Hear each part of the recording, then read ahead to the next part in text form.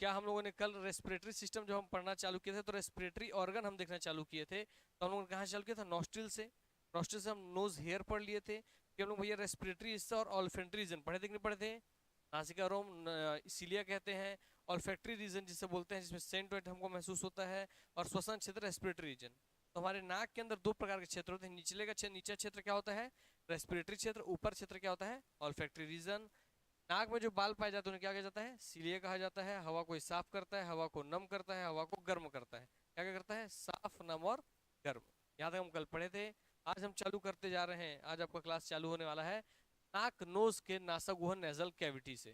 ठीक, हमारे नाक के अंदर जो खाली स्थान है वहां से हम लोग पढ़ना चालू करते हैं, समझना चालू करते हैं, क्योंकि नाक का छिद्र और नाक के एयर को हम पढ़ चुके हैं। तो आइए अब नेजल कैविटी, आपके नाक के अंदर जो खाली स्थान है उसके बारे में हम अच्छे से समझना चालू करते हैं। तो नाक में सर उसे जो स्थान है, खाली स्थान, उसे क्या बोलते हैं, नेजल कैविटी। क्या बोलते हैं, नेजल कैविटी। क्या बोलते हैं, नेजल कैविटी कहते हैं। ठीक हो गई बात ना। तो नाक के अंदर जो खाली जगह उसे क्या कहते हैं, नेजल कैविटी। ध्यान रखेंगे। नेजल कैविटी को भैया दो हिस्से में बांट रहा है आपके लिए। पहला क्या करा रहा है, ऑल्फैक्टरी रीजन। क्या कहला रहा है, ऑल्फैक्टरी रीजन। दूसरा क्या कहला रहा है, रेस्पिरेटरी रीजन। क्या कहला रहा है, रेस्पिरेटरी रीजन। तो ऑल्फैक्टरी को हिंदी में भी ऑल्फैक्टरी समझ के रखिएगा, इसको बोल रहे हैं श्वसन क्षेत्र। ठीक, ऑल्फैक्टरी रीजन आपके नाक का वो हिस्सा है जो सीधा किससे जुड़ा होता है, मस्तिष्क से। एग्जाम क्वेश्चन पूछेगा कि आपके नेजल कैविटी का कौन सा हिस्सा है जो कि सीधा मस्तिष्क से जुड़ा रहता है, तो कौन सा रहता है, ऑल्फैक्टरी रीजन। तभी तो आप बता पाते हैं ना कि आपका आंख बंद कर दिया और एक गुलाब लेकर के कोई आए, कोई कुछ और खाने का लेकर के आया, तब सुन के बता दें हाँ ये तो इसका सेंट, बता देंगे, बताते हैं। और कोई दुर्गंध भी छोड़े तो भी बता देते हैं ये तो दुर्गंध है करके, है ना। हाँ, सबका एहसास कैसे हो रहा है, आखिर किसी चीज के बारे में हमें जानकारी देता कौन, हमारा ब्रेन। तो आखिर नाक से ब्रेन तक सिग्नल लेके कौन किया, वो ऑल्फैक्टरी रीजन। कौन लेके गया, ऑल्फैक्टरी रीजन। इसलिए वो ये याद रखेंगे, ये किससे जुड़ा रहता है, मस्तिष्क से जुड़ा रहता है। दूसरा टेस्ट ब्रेन हो गया, गंध महसूस करने में ये काम आता है। किसमें काम आता है, गंध महसूस करने में। तो हमारे नाक के किस हिस्से से हमें किसी सुगंध या दुर्गंध महसूस होती है, तो ऑल्फैक्टरी रीजन। किससे, ऑल्फैक्टरी रीजन से। आप देख लीजिए, आपका यहाँ पे नॉस्ट्रिल हो गया, नाक का छिद्र, नाक का शुरुआती छिद्र, इसको क्या बोलते हैं, नॉस्ट्रिल। क्या बोलते हैं, नॉस्ट्रिल। यहाँ हेयर पाया जाएगा उसे क्या कहेंगे, सीलिया। क्या कहेंगे, सीलिया। उसका तो भैया जब आप देखेंगे नाक के अंदर प्रवेश करने बेटा इतना बड़ा पूरा क्षेत्र है, हाँ जी, इतना बड़ा पूरा हिस्सा नाक के अंदर पाया जाता है। क्लियर हो गई बात ना, देखते चलिए। नाक के अंदर जैसे आप यहाँ नाक के छिद्र से प्रवेश करेंगे, नाक के अंदर इतना बड़ा पूरा क्षेत्र पाया जाता है, इतना बड़ा पूरा रीजन, जिसमें से आपको क्लियरली दिखा सर ये रेस्पिरेटरी, रेस्पिरेटरी लिखा है नहीं लिखा है, रेस्पिरेटरी। यहाँ क्या लिखा है, ऑल्फैक्टरी। तो जो ऊपर का हिस्सा है ये वाला, ये क्या है, ऑल्फैक्टरी रीजन। कहाँ पर है, ऑल्फैक्टरी रीजन है, ऊपर की ओर है। और जो नीचे का ये हिस्सा है, ये वाला क्या हिस्सा है, रेस्पिरेटरी रीजन। क्या है ये, रेस्पिरेटरी रीजन। तो पूछेगा आपके नाक के किस हिस्से पर आपको सुगंध महसूस होती है, ऑल्फैक्टरी पर। वो नाक के कहाँ पर होता है, टॉप में कि बॉटम पे, टॉप में। कहाँ पर होता है, टॉप में। क्लियर दिख रहा है एकदम। आइए आगे बढ़ते हैं, आगे बढ़ जाते हैं अब। तो श्वसन क्षेत्र वाले पे अब चलते हैं, ऑल्फैक्टरी को हम समझ लिए। तो हवा से नमी प्राप्त करना, अब जो श्वसन क्षेत्र है ये नीचे वाला रेस्पिरेटरी एरिया, वहां पे क्या चीज होता है देखते हैं। ठीक, ऑल्फैक्टरी से तो सेंट पता चल रहा है, दुर्गंध पता चल रहा है। रेस्पिरेटरी क्षेत्र जो है वहां से क्या होता है, तो वहां पे हवा से नमी प्राप्त करता है और हवा को गर्म करता है। क्लियर हो गई बात ना। तो ये हवा से नमी प्राप्त करेगा, रिसीविंग मॉइस्चर फ्रॉम एयर, और वार्म्स एयर, और हवा को गर्म कर देता है। ठीक हो गई बात। अभी अभी एक चीज समझ वाली बात है, हवा को गर्म तो कर रहे हैं, वो अच्छी बात है। क्लियर हो गई बात ना। तो छोटे मोटे बैक्टीरिया वगैरह है, थोड़ा गर्माहट उमाहट पाके मर जाएंगे इससे। और उससे नमी खींच रहा है, क्योंकि अगर आप भारी हवा सोचिए, एक हवा है, आप खुद बताइएगा, एक हवा जिसमें ऑक्सीजन है 40% और 60% पानी, एक ऑक्सीजन जिसमें भैया 80% पूरा ऑक्सीजन ही है, 20% पानी। अब बताइए जब आप सांस लेंगे तो कौन सा हवा आपको ज्यादा आराम से आपके अंदर जाएगा, आराम से आपके अंदर काम करेगा, जिसमें भैया 40% ऑक्सीजन था, जिसमें 80% ऑक्सीजन था। दूसरा इसी का जिसमें 60% आपका पानी था, जिसमें 20% पानी था। तो 20% पानी है, क्योंकि पानी ज्यादा होगा तो आपको हवा क्या लगेगा, भारी लगेगा, सांस लेने में दिक्कत महसूस होगा। इसीलिए जो एयर आपके नाक में जाती है उसमें से एक्स्ट्रा मॉइस्चर खींच लेता है। क्लियर हो गई बात ना, ताकि आप सांस आसानी से ले सके। इसलिए जब आप किसी समुद्र कोस्टल एरिया में अंदर की ओर चल जाते हैं, समुद्र तट से अंदर की ओर जाते हैं, तो उमस महसूस होता है उमस महसूस, उमस के कारण दम घुटने लगता है, सांस फूलने लगता है, क्योंकि आपको भैया हवी क्या है, वहाँ जितना हवा है सब में समुद्र से उड़ के हवाएं आ रही हैं, और हवा में क्या मिला दे रही है, पानी मिला दे रही है। इसलिए आपको समुद्र से जैसे आप दूर जाएंगे, उन हवाओं में आपको मॉइस्चर कंटेंट ज्यादा रहेगा और आपको सांस लेने में भारीपन महसूस होगा, दिक्कत महसूस होगा। ठीक हो गई बात ना। तो भैया ये रिसीविंग मॉइस्चर फ्रॉम एयर कर लेता है। अच्छा, उम्मीद करते हैं समझ में आ गया। बढ़ते चलते हैं। आइए अब आप देखिए भैया, आपको पूरा चीज बना हुआ ऑल्फैक्टरी रीजन को हम थोड़ा और आपका प्रैक्टिकल, अगर आपको मेरे चेहरे को ऐसा काट दें, ऐसा ढक्कन खोल दें, तो आपको ऐसे ही दिखाई देगा। ठीक हो गई बात ना, मगर काटना मत मेरे को देखने के लिए, ऐसी समझ लो भैया डायग्राम ले आया हूँ आप लोग समझ। देखो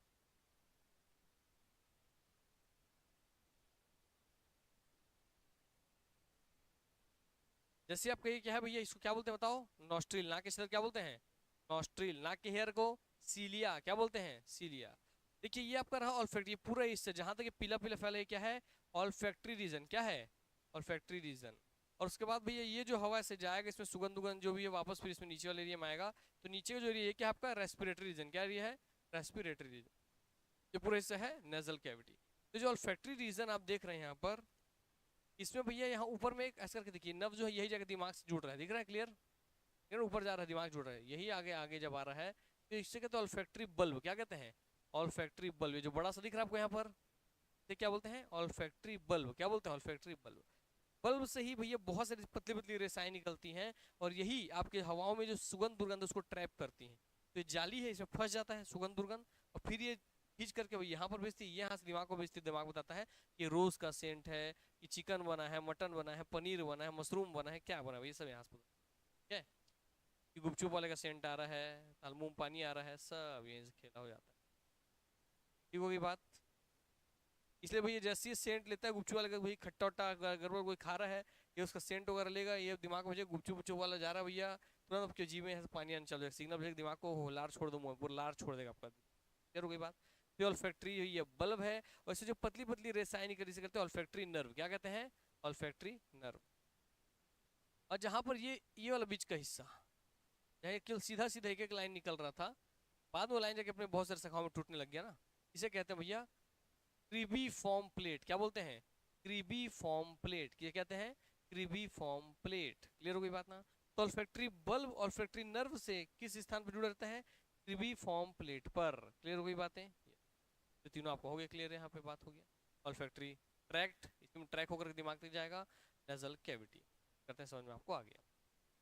तो और क्या बता दें आपको? Olfactory tract, mitral cells, olfactory neurons, ethmoid filaments, ये connective olfactory gland, olfactory sales.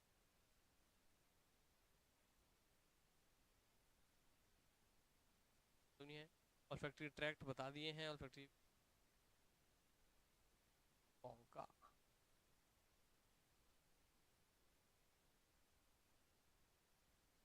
Tract clear है। चलो आगे बढ़ते हैं नेक्स्ट। अब आपका जैसे अब आपका नाक से हुआ एयर, सबसे पहले कहाँ गया हमारा? नॉस्ट्रिल में। नॉस्ट्रिल से सीलिया होते हुए आपका रेस्पिरेटरी रीजन, आपका रेस्पिरेटरी रीजन और आपका ऑल्फैक्टरी रीजन। क्लियर हो गया। और जैसे उससे अंदर जाएगा, तो अंदर जाकर बोलता है गले में यहाँ पे मिलेगा जहाँ खाना और वायु मिलता है। तो आपसे बार बार क्वेश्चन ये पूछता है एग्जाम में कि वो आपका भोजन मार्ग और श्वसन मार्ग का कॉमन एरिया कौन सा है? तो कौन सा है वो बताइए, बहुत बार बता चुके हैं। कौन है? फेरिंग्स। फ से फूड, फ से फेरिंग्स। तो जहाँ भोजन ऑक्सीजन से मिलता है, वायु से मिलता है, वो क्या कहलाता है? फेरिंग्स। फेरिंग्स के बाद आपका क्या आता है? लैरिंग्स। क्या जाता है? लैरिंग्स। तो भैया पहला आगे नाक के बाद क्या पड़ेगा पहले आपको? फेरिंग्स। क्या पड़ेगा? फेरिंग्स। हिंदी में ग्रसनी। हिंदी में ग्रसनी। क्या बोलेंगे हिंदी में? ग्रसनी। तो इसको एग्जाम यही पूछता है, यह पाचन तंत्र, क्योंकि भैया आप खाना खा रहे हैं, है ना, तो यह पाचन तंत्र और श्वसन प्रणाली का उभयनिष्ठ अंग है, मतलब कॉमन हिस्सा है, कॉमन पार्ट है। एग्जाम में ऐसे ही पूछेगा कि वो शरीर का वह कौन सा अंग है जो कि पाचन तंत्र का, या भोजन मार्ग का, या श्वसन प्रणाली का, या पाचन तंत्र के हिस्से का कॉमन एरिया कहलाता है। तो क्या है भैया, आप क्या बोलेंगे? क्या बोलेंगे? फेरिंग्स। क्लियर हो गई बात ना। तो भैया फेरिंग्स यही आपको देखिए, इसको ये ऊपर वाला हिस्सा यहाँ पर यही है फेरिंग्स, और फिर अंदर तो हमारा वो है लैरिंग्स, वोकल वॉइस। ठीक हो गई बात। आइए देखते हैं। Human tongue with pharynx close up top you. तो अगर आप मेरा मुंह यहाँ से चाकू लगाएं और काट के भैया खोल दें, तो आपको ऐसा दृश्य दिखाई देगा। क्लियर हो गई बात है ना। तो मुंह को देखें तो मुंह ऐसे ही दिखेगा अंदर से। ठीक है। जीभ आपको यहाँ खत्म हो जाता है, ये आपको पीछे दानेदार हिस्सा आपको जीभ में दिखता है, यहीं ऊपर में ऐसे घंटी लटके रहती है, उसके अंदर का ये वाला हिस्सा है। क्लियर हो गया बात। अब उसी में देखते चलिए इसको। फेरिंग्स समझ में आ गया। फेरिंग्स बस इतने आपको पूछेगा, उससे ज्यादा आपको पूछेगा नहीं। आगे बढ़ते हैं। अगला है वायु नलिका ट्रैकिया। अगला क्या है? वायु नलिका ट्रैकिया। ठीक। और वायु नलिका ट्रैकिया जो है इसी के सबसे ऊपर में पूरी वायु नलिका ट्रैकिया है। जी ट्रैकिया के ऊपर में क्या होता है? लैरिंग्स होता है। क्या होता है? लैरिंग्स होता है। फेरिंग्स के बाद अगला हिस्सा क्या आपके साथ सबसे पहले आपके सामने आएगा, बता दीजिए। लैरिंग्स। क्या आ जाएगा? लैरिंग्स आ जाएगा। क्या आएगा? लैरिंग्स आएगा। चलिए पूरा समझ लेते हैं इसको, लेकिन पढ़ चुके हो, आपको लगभग पता है। तो ये जब कोई बड़ा सही वाला हिस्सा दिख रहा है पूरा ये वाला, ठीक है, इसी का जो पूरा एरिया, इसे क्या बोलते हैं हम लोग, आपको क्या बोलते हैं भैया बोलो? लैरिंग्स। क्या बोलते हैं? लैरिंग्स। क्या बोलते हैं? लैरिंग्स। देखिए दे दिया पूरा। क्या बोल रहे इस पूरे हिस्से को? लैरिंग्स। क्या बोल रहा है? लैरिंग्स। तो फेरिंग्स के बाद हवा कहाँ जाता है? लैरिंग्स में। सीक्वेंस जमा देंगे, जमा लेंगे ना। Nostril, olfactory region, respiratory region, फिर फेरिंग्स, फिर लैरिंग्स। लैरिंग्स के नीचे जब आएगा तो लैरिंग्स के नीचे क्या दिख रहा है? ट्रैकिया। ये जो हमारी पाइप है पूरी, इसे क्या कहते हैं? ट्रैकिया। क्या कहते हैं इसे? ट्रैकिया। क्लियर हो गई बात ना? ट्रैकिया फिर आगे जाकर, ट्रैकिया आगे जाकर दो हिस्सों में बढ़ता है। देखिए दो मेजर हिस्सों में बढ़ता है। एक ये मेजर हिस्सा इस वाले फेफड़े में घुस जाता है, ये मेजर हिस्सा इस वाले फेफड़े में घुस जाता है। आ गई बात? इससे जो दो मेजर हिस्सा जो सबसे पहले बढ़ रहा है, इसे क्या कहते हैं? ब्रोंकाई। क्या बोलते हैं? ब्रोंकाई। और कैसी ब्रोंकाई है ये? प्राइमरी, क्योंकि सबसे पहली बार विभाजन हुआ है। क्लियर हो गई बात? तो पहला विभाजन हुआ इसलिए प्राइमरी ब्रोंकाई। फिर देखिए जो प्राइमरी ब्रोंकाई है फिर जाके आगे दो हिस्से में बढ़ गया, तो ये वाला विभाजन क्या कहलाएगा? Secondary bronchi. क्या कहलाएगा? Secondary bronchi. ठीक हो गई बात? तो ट्रैकिया जब अपने फेफड़े में प्रवेश करता है तो किस नाम से प्रवेश करता है? ब्रोंकाई के नाम से। किस नाम से? ब्रोंकाई। प्राइमरी फिर सेकेंडरी। ब्रोंकाई आगे जाकर भाई किसमें तो ब्रोंकोल्स, ब्रोंकियोल्स में टूटेगा, और ब्रोंकियोल्स आगे जाकर किसमें टूट जाएगा? एल्वियोलाई में। किसमें? एल्वियोलाई। देखेंगे अभी आगे आएगा फेफड़ा, हल्का हल्का पढ़ते चलिए। तो देखिए आपका ट्रैकिया हम पढ़ लिया, ये आपका रह गया लैरिंग्स। लैरिंग्स को देखिए आपके गले में, लड़कों के गले में जो ये उभार दिखता है, यही आपका क्या है? लैरिंग्स। यही क्या है?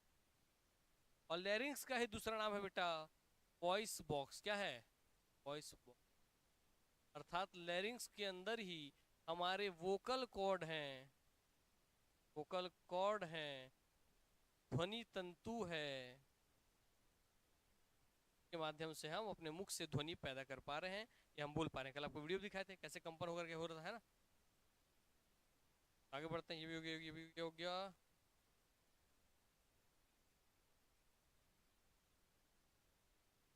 अब इसी को आप पहले पढ़ा चुके हैं। ये आपका जो अंदर ये वाला हिस्सा दिख रहा है ना, ब्राउन ब्राउन, वो क्या है? वो तो ट्रैकिया है।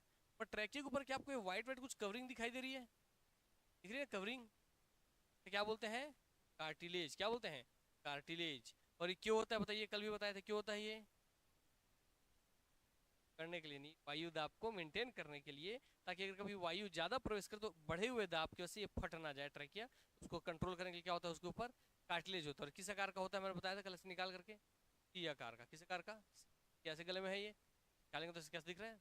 टी आकार का। क्लियर हो गई बातें? जिससे बोलते हैं ट्रैकिया कार्टिलेज। हिंदी में कार्टिलेज को बोलते हैं उपास्थि। क्या बोलते हैं? उपास्थि। उपास्थि बना है उपधन अस्थि से। उपधन अस्थि, अस्थि मतलब होता है बोन या हड्डी। पूरे तरीके से हड्डी नहीं, हड्डी का ही वह ऐसा रूप जो क्या होता हो? नरम होता हो, सॉफ्ट होता हो। जैसे हड्डी क्या होता है? कठोर होती है। और उपास्थि क्या होता है? हड्डी के ही जैसे, वो भी आपका कैल्शियम फॉस्फेट से मिलकर के बने रहेगा, और वो क्या रहेगा? थोड़ा सॉफ्ट रहेगा। फिर हो गई बात, लचीला रहेगा। ये ध्यान रखेंगे। तो इसको बहुत ध्यान देखिएगा इसी डायग्राम को। अब जब ये निकला हुआ है ना, ये लैरिंग्स का उभरा हुआ हिस्सा सामने का, हम कभी घंटी बोलते हैं, टेटुआ बोलते हैं, सब बोलते हैं ना इसको। आपके सबके गले में भी हो गए, छू के देखिए। खासकर लड़कों में ज़्यादा दिखेगा, लड़कियों को नहीं महसूस होगा अपने गले में ज़्यादा, हल्का सा महसूस होगा। यहाँ लड़कों को सबको महसूस होगा, छू के देखो। और पतले लोगों के में और ज़्यादा निकला रहता है ना। बोलते हैं इसको निकल गया उसका हाइट नहीं बढ़ेगा, ऐसा अपने यहाँ चलता भी है, मार्केट में डिमांड है ना, बोलते हैं गाँव वाले, जिसका सा निकल गया घंटी उसका हाइट नहीं बढ़ेगा। तो इसी बात को भी यहाँ पे आपको डायग्राम दर्शा रहे हैं, से क्वेश्चन आपके लिए बन के आएगा, ध्यान देंगे। ये जो अंदर वाला है, अंदर का ये वाला है, ये वाला वही है क्या आपका? लैरिंग्स से। क्या है ये? लैरिंग्स से। क्या है ये? लैरिंग्स। ठीक। पर ये लैरिंग्स किसका है? तो फीमेल का है। किसका है? फीमेल का, औरतों। अब ये इसीलिए लड़कियों का लैरिंग्स बताइए छोटा सा है, ठीक हो गई बात। और वहीं पे लड़कों का जो लैरिंग्स है वो देखिए कितना बड़ा होता है।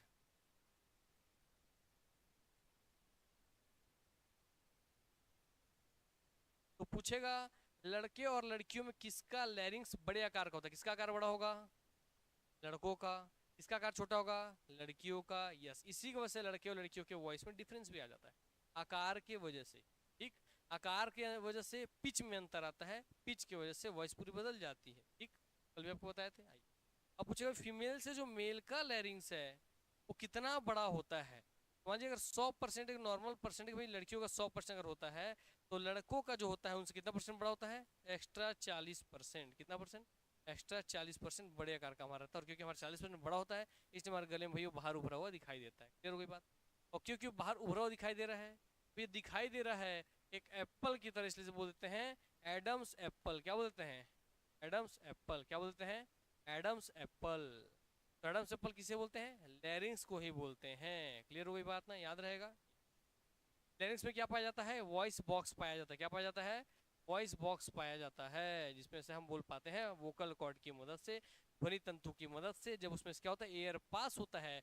तो क्या है, एयर पास होने से क्या होता है, एयर पास होने से वाइब्रेशंस होता है, कंपन होता है, उस कंपन की वजह से ही हम बोल पा रहे हैं।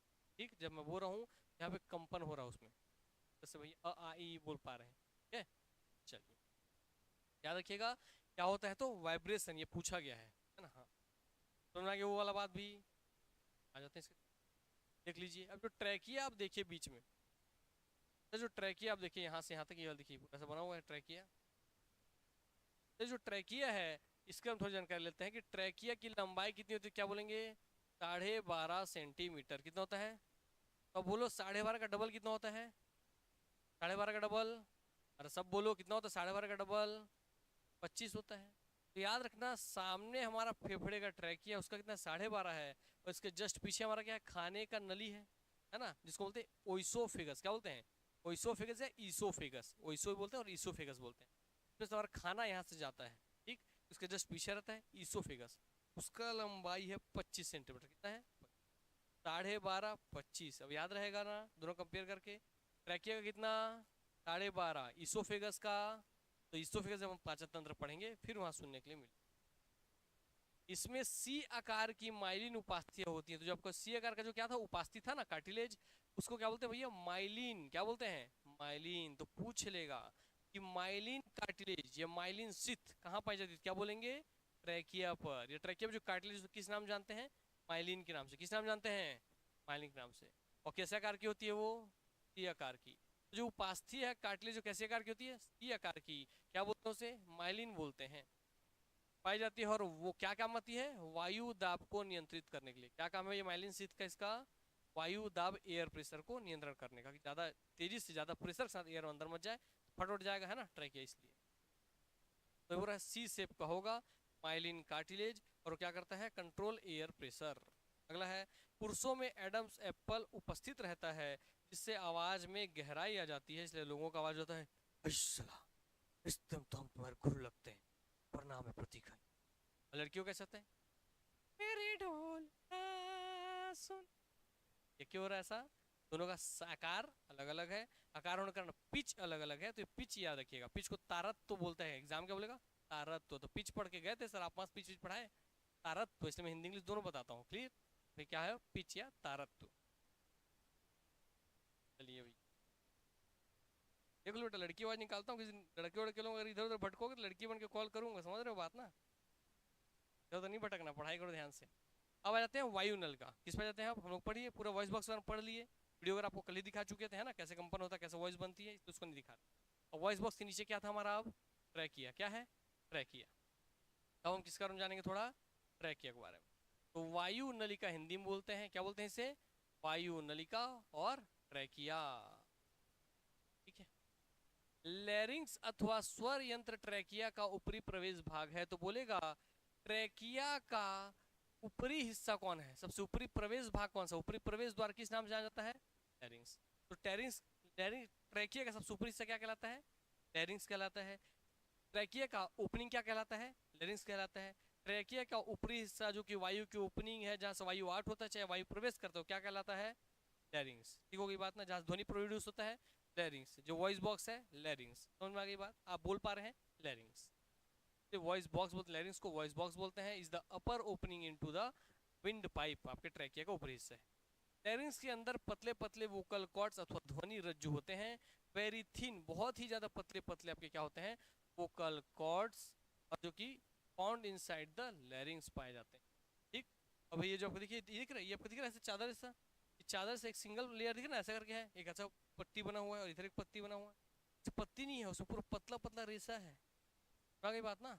अब ये ऐसा चिपका तो आपको ऐसा दिख रहा है, मतलब पतला पतला रेशा है पूरा है।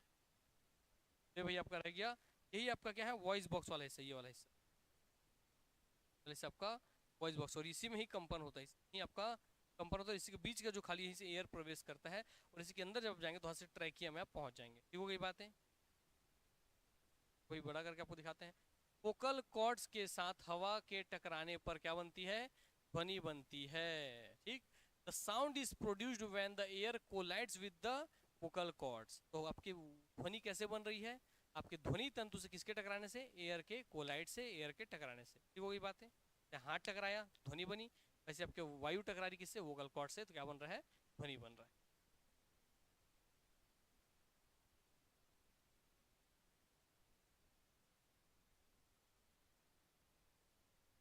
देखिए मैं बोला था कि यहाँ से आपका क्या है, ट्रैकिया है, जैसे हमारा भैया वायु अंदर जाएगा, और जस्ट इसके ये ट्रैकिया वाले हिस्से के जस्ट पीछे देखिए ये वाला हिस्सा दिख रहा है, ओपनिंग छोटा सा, यही ओपनिंग क्या है आपका, इसोफेगस। क्या है ये, इसोफेगस, यहाँ से खाना अंदर जाए, कोई बात ना।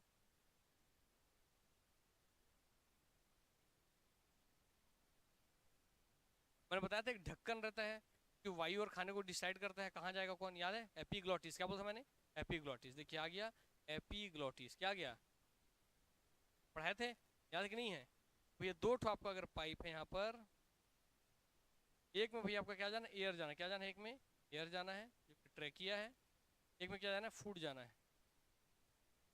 तो वही बात, तो दोनों जाकर के भैया दोनों आकर के आपको कॉमनली रूप से जुड़ते हैं, मुंह से जुड़ते हैं, मुंह से हो गई बातें, मुंह से खाना यहाँ पर आएगा, खाना आएगा तो भैया इसमें भी जा सकता है, इसमें भी जा सकता है। तो क्या व्यवस्था कर दी गई यहाँ पर, ढक्कन बना दी, क्या बना दिया गया है, क्या बना दिया गया है। ठीक हो गई बात। जब आप बोलेंगे तो ये ढक्कन भैया इधर आपको ऐसे हो जाएगा, खुल जाएगा, और यहाँ से वॉइस निकलेगी, यहाँ से आपका वॉइस ध्वनि पैदा करते हुए निकलेगी, और यहाँ से आपके मुख से आवाज़ बाहर आ जाएगी। और जब आप खाना खाएंगे तो क्या होगा, यही ढक्कन ऐसे बंद हो जाएगी, और खाना ऐसा करके इसमें चला जाएगा, इसमें नहीं जाएगा। ठीक हो गई बात।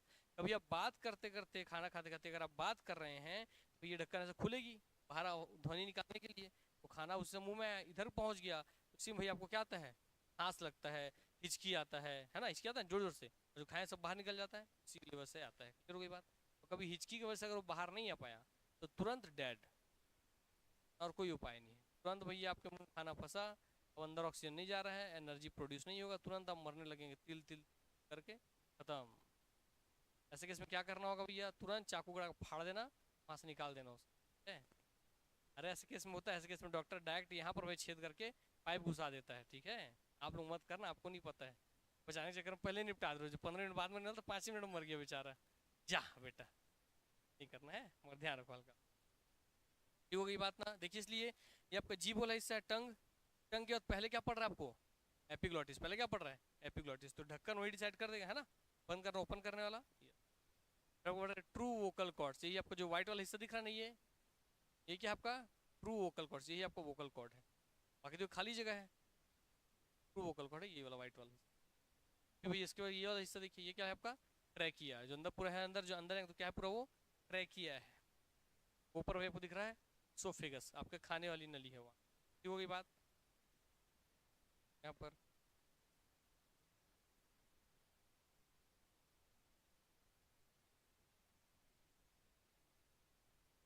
देखते हैं, स्कूल रजिस्टर डायग्राम को देख लीजिए अच्छे से, जब आप हीरार्की समझ सकें उसके बाद आपको जमाने के लिए दे देगा। ठीक है, बोलेगा वायु के प्रवेश मार्ग के अनुसार या खाने के प्रवेश मार्ग के अनुसार क्रम में जमाइए। तो अब श्वसन तंत्र पढ़ रहे हैं, वायु के प्रवेश के अनुसार जमाएंगे सीक्वेंस में, तो सबसे पहले आपको क्या पड़ेगा यहाँ पर, नॉस्ट्रिल पड़ेगा, नॉस्ट्रिल बाद आपका सीलियोल ये सब पड़ेगा, फिर क्या पड़ेगा, ऑल्फैक्टरी रीजन, रेस्पिरेटरी रीजन, मतलब क्या पड़ेगा, नेजल कैविटी। कुल मिला किसका बात करेंगे सबसे पहले, नेजल कैविटी का।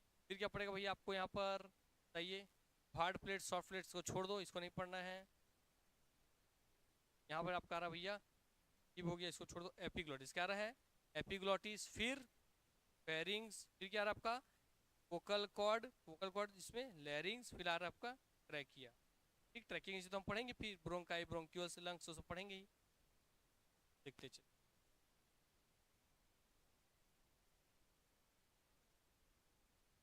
है।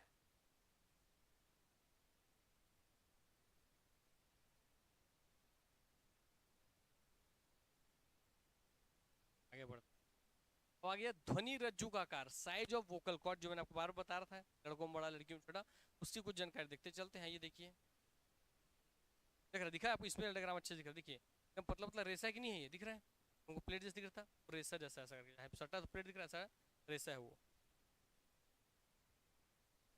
तो ये बोल रहा है कि जो लड़कियों का जो होता है ध्वनि रज्जु, वोकल कॉर्ड, उसका हम बात कर रहे हैं, तो कैसा होता है, स्मॉल होता है कि बिग होता है, स्मॉल, और पुरुषों में बड़ा या लार्ज, कितना स्मॉल, 14 से 15 mm, कितना, 14 से 15 mm होता है, जबकि पुरुषों में कितना होता है, 20 mm का, कितना होता है, 20 mm का।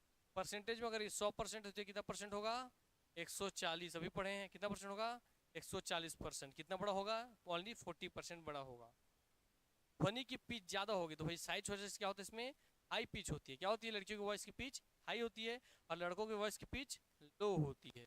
इसलिए लड़कों का आवाज फटा बेंगा जैसे आता है ना, और लड़कियों का आवाज कैसे आता है भैया, गिटार के जैसे, टाए टाए चाए चाए, ठीक है।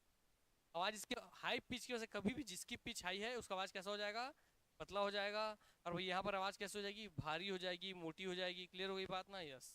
आवाज पतली है किसमें, महिलाओं में, और ये किसमें, पुरुषों में। ठीक हो गई बात।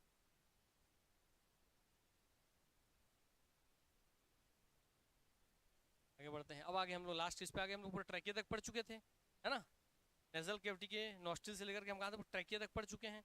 अब ट्रैकिया बाद हम किस पे जाएंगे, जो अंदर प्रवेश कर रहा है, ब्रोंकाई, ब्रोंक्यूल्स और लंग्स को अब अच्छे से पढ़ेंगे, अल्वियोलाई वगैरह को सबको पढ़ेंगे। जब फेफड़ा या लंग्स को जब पढ़ने जाएंगे तो इसको इसी तरीके से 3 कैटेगरी में हम बांट रहे हैं, 3 हिस्से में इसको हम बांटते हैं, बांट के पढ़ते हैं। ये पहला क्या है, प्राथमिक विभाजन, दूसरा क्या है, द्वितीयक विभाजन, तीसरा क्या है, तृतीयक विभाजन। ठीक हो गई बात ना। तो लंग्स को कितने हिस्से में बांट के पढ़ना है, 3 हिस्से में। कितने हिस्से में, 3 हिस्से में। प्राइमरी हिस्से में क्या आता है, ब्रोंकाई आता है, क्या आता है, ब्रोंकाई आता है। सेकेंडरी हिस्से में क्या आता है, ब्रोंक्यूल्स आता है, क्या आता है, ब्रोंक्यूल्स। और लास्ट में क्या आता है, कुपिका या एल्वियोल। ये फेफड़ा इन 3 चीजों से मिलकर के ही बना हुआ है। जब आपका लंग्स है, देखिए अभी लंग्स से पूरा ये क्यों है, पूरा लंग्स है सर हमारा। तो लंग्स वो भैया देखिए, लंग्स है बना किससे किससे है, तो भाई इसके अंदर से उस पहले क्या प्रवेश कर रहा है, ब्रोंकाई। क्या प्रवेश कर रहा है, ब्रोंकाई, मतलब उसके अंदर ब्रोंकाई रहेगा रहेगा, है ना। ठीक, ब्रोंकाई आगे जाके किसमें टूट रहा है भाई, देखिए पतले पतले रेसाओं जो टूट रहा है पूरा जाकर के, किसमें टूट रहा है, तो ब्रोंक्यूल्स में। किसमें टूट रहा है, ब्रोंक्यूल्स में। ब्रोंक्यूल्स आगे जाकर के असेस कर, इसमें बहुत सारी वायु की पुकाएं होती हैं, तो बॉल जैसी की बात। ये क्या बोलते हैं, एल्वियोलाई। क्या बोलते हैं इसे, एल्वियोलाई। तो पहला है ब्रोंकाई, फिर ब्रोंक्यूल्स, फिर एल्वियोलाई। तो बीबीए करना है, क्या करना है, बीबीए, एमबीए से पहले बीबीए करना है, याद रखिएगा। Bronchi, bronchioles, alveoli. और ये देखिए इसी को ही, जब हम इस तरीके से इसको देखेंगे, कहाँ चल गया रहा है, तुम नहीं नहीं हो जूम ना, तो समझ में आएगा आपको। ब्रोंकाई तो आप देख चुके हैं, फेफड़े में जो घुस रहा है ब्रोंकाई हो गया। ब्रोंक्यूल जो आगे जाकर शाखा बढ़ती देखिए, ये क्या है आपका, ब्रोंक्यूल्स। क्या है ये, इसी ब्रोंक्यूल्स में यहाँ से मैं इसको काट दूंगा, तो निकाल दूंगा, अंगूर को निकाल दी इसमें लोग, उस अंगूर को निकालूंगा तो जो कटा हुआ हिस्सा ऐसा दिख रहा है। क्लियर हो गई बात। और उसको जोड़ दिया सामने से तो ये ऐसा दिख रहा है। ब्रोंक्यूल्स से क्या कनेक्टेड रहता है, एल्वियोलाई। क्या कनेक्टेड है, और ये हर एक छोटा छोटा छोटा छोटा छेद है, वो अपने आप में सब सिंगल सिंगल एल्वियोलाई, यानी कि पूरा मिल के एल्वियोलाई नहीं है, हर वो छोटा छोटा वो जो आपको दिख रहा है बॉल जैसा, वो सब क्या है, एल्वियोलाई है। क्या रहा है, थक गए हैं के लिए, पानी पियेंगे, है बहुत है स्ट्रगल में जानता हूँ, बहुत जिम्मेदारी है, इसलिए तो मैं हमसे बोलता हूँ स्टूडेंट को वे सीखा करें, आप लोगों के पास बहुत कम जिम्मेदारी है, पढ़ना है बस आपको। एल्वियोलाई, क्लियर हो गई बात। तो पहले ब्रोंकाई, फिर ब्रोंक्यूल्स, फिर एल्वियोलाई। अब मेन जो गैस का आदान प्रदान करता है फेफड़े में, ब्लड आ रहा है, ब्लड आ रहा है, उस ब्लड में से कार्बन डाइऑक्साइड खींचेगा, उसमें ऑक्सीजन डालेगा, वो काम होता कहाँ पे है, एल्वियोलाई में। इसीलिए फेफड़े का फंक्शनल यूनिट, बेसिक यूनिट, मूल इकाई कौन है, तो क्या बोलेंगे, एल्वियोलाई। फेफड़े में एयर को क्या किया जाता है, प्योरीफाई किया जाता है। क्या किया जाता है, प्योरीफाई किया जाता है, प्योर किया जाता है। फेफड़े को कौन सा हिस्सा है जो एयर को प्योर करता है, एल्वियोलाई, ये सब पूछेगा। क्लियर हो गई बात ना। किस स्थान से भाई आपका गैसों का आदान प्रदान होता है? एल्वियोलाई से हो। ठीक हो गई बातें। आप जो सांस ले रहे हो किस स्थान तक अंतिमतः पहुंचती है? एल्वियोलाई तक पहुंचती है। आप जब सांस छोड़ते हैं तो वो किस में सबसे पहले कौन उसको एक्सेप्ट करता है? कार्बन डाइऑक्साइड छोड़ते हैं तो एल्वियोलाई एक्सेप्ट करता है। ठीक हो गई बात ना। ये हो एल्वियोलाई। अब जो कूपिका एल्वियोलाई है यही क्या है? आपकी फेफड़े की इकाई, ये यूनिट ऑफ लंग्स है। पूछेगा फेफड़े की यूनिट ऑफ लंग्स कौन है? क्या बोलेंगे? एल्वियोलाई। बच गया है। अब ये फेफड़ा तो हम पढ़ लिए। फेफड़ा किस कलर का होता है बताइए? क्या बताया था हम आपको? क्या बताए थे? पिंक कलर का। दिख रहा है पिंक पिंक पिंक की व्हाइट कलर में कौन सा कलर? Pink colour. तो छू दिए भैया। ठीक है बात, हमारा नाम नहीं हो तो मतलब ये इसमें बहुत ध्यान देखिए डायग्राम को। तो आपको दिख रहा है क्या? सर ये फेफड़ा तो ठीक है सर, बढ़िया ऐसा करके। और सर ये वाला थोड़ा ज़्यादा ही काट दिए कोई आदमी, कोई चाकू लगा काट के निकाल दिया है। मैंने आपको क्या बताया था कि हमारा जो दिल होता है वो बाएं फेफड़े के। देखिए अगर मैं खड़ा हो रहा हूँ तो ये मेरा कौन सा हिस्सा है? बायां। ये कौन सा है? दायां। भाई दिल किस ओर धंसा होता है? सेंट्रल से हल्का बाईं ओर। बाईं ओर धंसेगा तो बाईं ओर के फेफड़े की जगह कम करेगा ना। छोटा कौन होता है? फेफड़ा। बायां वाला फेफड़ा दाहिने की तुलना में छोटा होता है। इसलिए देखिए स्थान पूरा खाली है। दिल यहाँ पे आके फिट हो, क्या आगे फिट होता है? पूरा दिल आकर के यहीं पे फिट हो गई बात ना। जगह पे रहता है। इस जगह को ही बोलते हैं कार्डियक नॉच। क्या बोलते हैं? Cardiac notch. क्या बोलते हैं? Cardiac notch. और ये सामने स्टर्नम बोन के कारण पीछे जहां पर इसे क्या बोलते हैं? Mid sternum. क्या बोलते हैं? Mid sternum. तो इस जगह से दो चीज याद रखना है, कार्डियक नॉच और क्या बोलते हैं इसको? Mid sternum. क्या क्या बोलते हैं? कार्डियक नॉच और मिड। इसलिए जब कोई भैया कोई चीज देखिए बोलते हैं हार्ट में पेस मेकर लगा, इनके दिल में क्या लगा है? पेस मेकर लगाया गया है। तो पेस मेकर भैया जो आपको होता है ये आपको जो है कंधे में ऐसा हड्डी, यहाँ पर ये वाला हड्डी कोई बात क्या नीचे लगाया जाएगा यहाँ पर। ठीक है, सॉफ्ट सिस्टम लगाया जाएगा और वहां से यहाँ पे लगा करके ऐसे ही वायर ला करके इसमें डालते हैं। कोई बात ना। कार्डियक नॉच वाले स्थान। ठीक हो गई बात, याद रखिएगा। और ओपन हार्ट सर्जरी में कैसा होता है? ओपन हार्ट सर्जरी में ऐसा छाती है, छाती पूरा चमड़ी काटेंगे, पूरा हड्डी खोलेंगे, पैसे पूरा खोल के निकाल देंगे। तो हाँ जिंदा आदमी पूरा खुल जाता, पूरा खुल के पड़े रहेगा। फिर उसमें भैया जो दिल है उसको भी निकाल के कांच वाच में रखते हैं। कांच में एयर वेयर सब चीज़ जाते रहता है। जिंदा आदमी दिल को जिंदा रखना तो जिंदा रखते हो, फिर उसमें ऑपरेशन करते हैं। फिर ऑपरेशन करके सब चीज़ सुधार करके फिर उसको ऐसे डाल करके फिर वापस हड्डी लगा के फिर सील साल के फिर पैक कर देते हैं। उसे कहते हैं ओपन हार्ट सर्जरी। क्या कहते हैं उसे? ओपन हार्ट होता है ओपन हार्ट सर्जरी। क्या है? हाँ हड्डी भी खोल देते। हमारे दिमाग सर है सर, यहाँ मारेंगे भैया उन लोग करते हैं पोस्टमार्टम, छेनी मारेंगे ढक्कन से खुल जाएगा। नहीं कि अभी घुमाया तो खुल गया करके हार वार कर दिया, ऐसा नहीं है। मार वार के फोड़ना पड़ेगा, ऐसे नहीं खोल। वो है open heart surgery. Bypass surgery क्या होता है इसको बता देते हैं। ओपन हार्ट सर्जरी खोल के कर लिए पूरा सर्जरी। बाईपास में होता है या तो हाथ के नस से, खासकर जांग के नस से, यहाँ से जो नस दिल तक आता है। ठीक हो गई बात ना। क्योंकि जांग बड़ा हिस्सा है पूरा पैर का, तो जांग में मोटे से नस पाई जाएगी। उस वाले नस से आपको डालेंगे तो पतला सा पाइप, सामने कैमरा होगा, उसको डालेंगे और उससे उस नस के अंदर डालेंगे और जाएंगे उसको लाके देखेंगे कहाँ पे ब्लॉकेज है। उसी से भी उस जगह के जाके ब्लॉकेज काट देंगे और वहाँ पे स्टेंट लगा देंगे। स्टेंट मतलब एक आपको समझिए छल्ला लगा देंगे, जैसे कुछ प्लास्टिक का टुकड़ा है फूल जाएगा।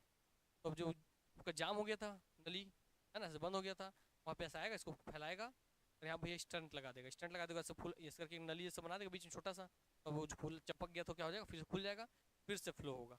मतलब आपके में अगर कोलेस्ट्रॉल बढ़ते जा रहा है तो यहाँ पे स्टंट फूट ला के रखेगा, फिर आगे कहीं पचक जाएगा। ठीक। तो मेन इलाज क्या है? हार्ट अटैक नहीं लाने का। इसी वजह से हार्ट अटैक आता है। जब ब्लड पंप कर, हार्ट का काम क्या है? ब्लड पंप करना। ये हो गई बात ना। ब्लड जो पंप कर दबता है और ब्लड को ऊपर फेंकता है, तो ऊपर से फेंकेगा वहाँ कहीं जाम है, वापस आकर ब्लड उसको पड़ेगा प्रेशर, तो उसको झटका पड़ता है, उसे बोलते हैं हार्ट अटैक। क्या बोलते हैं उसको? Heart attack. जब हार्ट को ब्लड फ्लो करने के लिए जरूरत से ज्यादा प्रेशर लगाना पड़ रहा है तो ये हो ही क्या है? Heart attack. और वो कब होता है? जब उसी रक्त नलिका में क्या जम जाता है आपको पाइप में, क्या जमता है ब्लड के, हार्ट के पाइप में कोलेस्ट्रॉल जम जाता है। हो गई बात ना। उसी कोलेस्ट्रॉल जो जम जाएगा इसके अंदर भर जाएगा ऐसा, इसको ऐसे घुसाएगा तो पाइप ऐसे करके फैला देगा, खोल देगा और इसके अंदर एक स्टंट लगा देगा। ठीक हो गई बात। उसे बोलते हैं बाईपास सर्जरी। बाईपास होकर के आया ना पूरा, एक रास्ते के थ्रू पहुंचा। तो अच्छा वो बचपन में नहीं मिले आप लोग, तो पढ़ा देता मतलब डॉक्टरी बनने, डॉक्टरी करने चल जाते हैं आप लोग, फिर ठीक तैयारी नहीं करते अभी। तो भैया जो हार्ट है उसके अध्ययन को क्या कहते हैं? पल्मोनोलॉजी। क्या बोलते हैं? पल्मोनोलॉजी। क्या बोलते हैं? क्या बोलते हैं? है ना। तो याद रखना भैया, पल पल दिल के पास नहीं, पल पल किसके पास? फेफड़े के पास। किसके पास? हाँ भूल जाओगे, पल पल किसके पास? हाँ तो पल पल फेफड़े के, अरे सही भी गाना है, तुम रहते हो कि आप रहते हो दिल में, और दिल है कहाँ के पास, फेफड़े के पास तो है। ये गाना गाना ठीक है, बेसिकली बोला हम पढ़े हुए बायोलॉजी के स्टूडेंट, हल्के मत लो बोलना, ठीक है। पल पल किसके पास रहते हैं, पल पल से फेफड़े के पास, तो फेफड़े के अध्ययन को क्या बोलते हैं, लंग्स के अध्ययन क्या बोलते हैं, पल्मोनोलॉजी। और इसके बाद डॉक्टर क्या बोलेंगे, पल्मोनोलॉजिस्ट, क्या बोलेंगे, पल्मोनोलॉजिस्ट। क्योंकि लॉजी मतलब होता है टू स्टडी अबाउट, अध्ययन करना, ठीक है। पल्मो मतलब भैया क्या है, पल्मो क्यों बोले इसको, आगे बताएंगे इसको, पल्मो मतलब फुफ्फुस, ठीक है ना। आगे पढ़ेंगे हम लोग, प्लूरल कर सब पढ़ेंगे। पल्मो मतलब फेफड़ा का अध्ययन समझ लीजिए, और लॉजी मतलब अध्ययन करना होता है, तो पल्मो मतलब फेफड़े का अध्ययन, हो गई बात है ना। और पल्मोनोलॉजिस्ट, लॉजी के बाद लॉजिस्ट लगे, तो जो लॉजी करता है वो जिस्ट हो जाता है, लॉजिस्ट कहलाता है, पढ़ने वाला लॉजिस्ट, पढ़ना लॉजी, ठीक। इसी भी बोलेगा कार्डियोलॉजिस्ट, तो हार्ट बोलते हैं कार्डियक, कार्डियक मसल से बना होता है, कार्डियक सेल से बना होता है, इसलिए हार्ट बोलते हैं कार्डियक। और कार्डियोलॉजिस्ट तो हार्ट का डॉक्टर, कोई बात नहीं। पल्मोनोलॉजिस्ट तो जहां लॉजिस्ट लगे क्या हो जाएगा, डॉक्टर हो जाएगा, विशेषज्ञ हो जाएगा। भैया इसका कलर कैसा होता है, गुलाबी। इसका वजन कितना होता है आपके लंग्स का,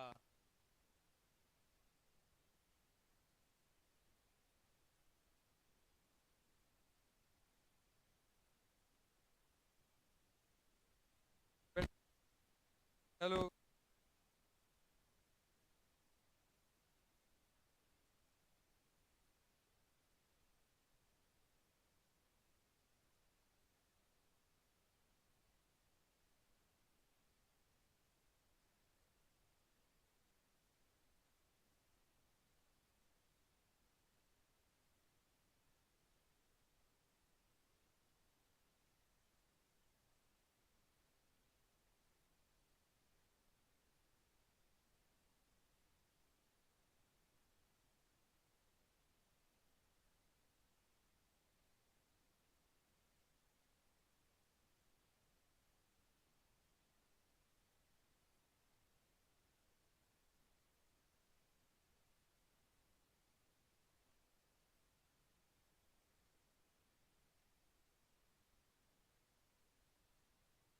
हेलो हेलो। चलिए भैया, तो कितना होता है हमें लंग्स का, फेफड़े का वजन कितना होता है, तो 1300 से 1500 ग्राम के आसपास होता है। कलर उसका गुलाबी होता है, उसके पढ़ने वाले को पल्मोनोलॉजिस्ट बोलते हैं, डॉक्टर को, और उसका अध्ययन को बोलते हैं पल्मोनोलॉजी, ठीक है। अब आपका देखिए, ये आपको पूरा लंग्स के अध्ययन में, अब आपको दूसरा क्वेश्चन जो पूछेगा इससे, एक मैं ऐसे खड़ा हूँ, मैं ऐसा, ठीक हो गई बात ना, और एक में मैं ऐसे खड़ा हूँ, ठीक हो गई बात।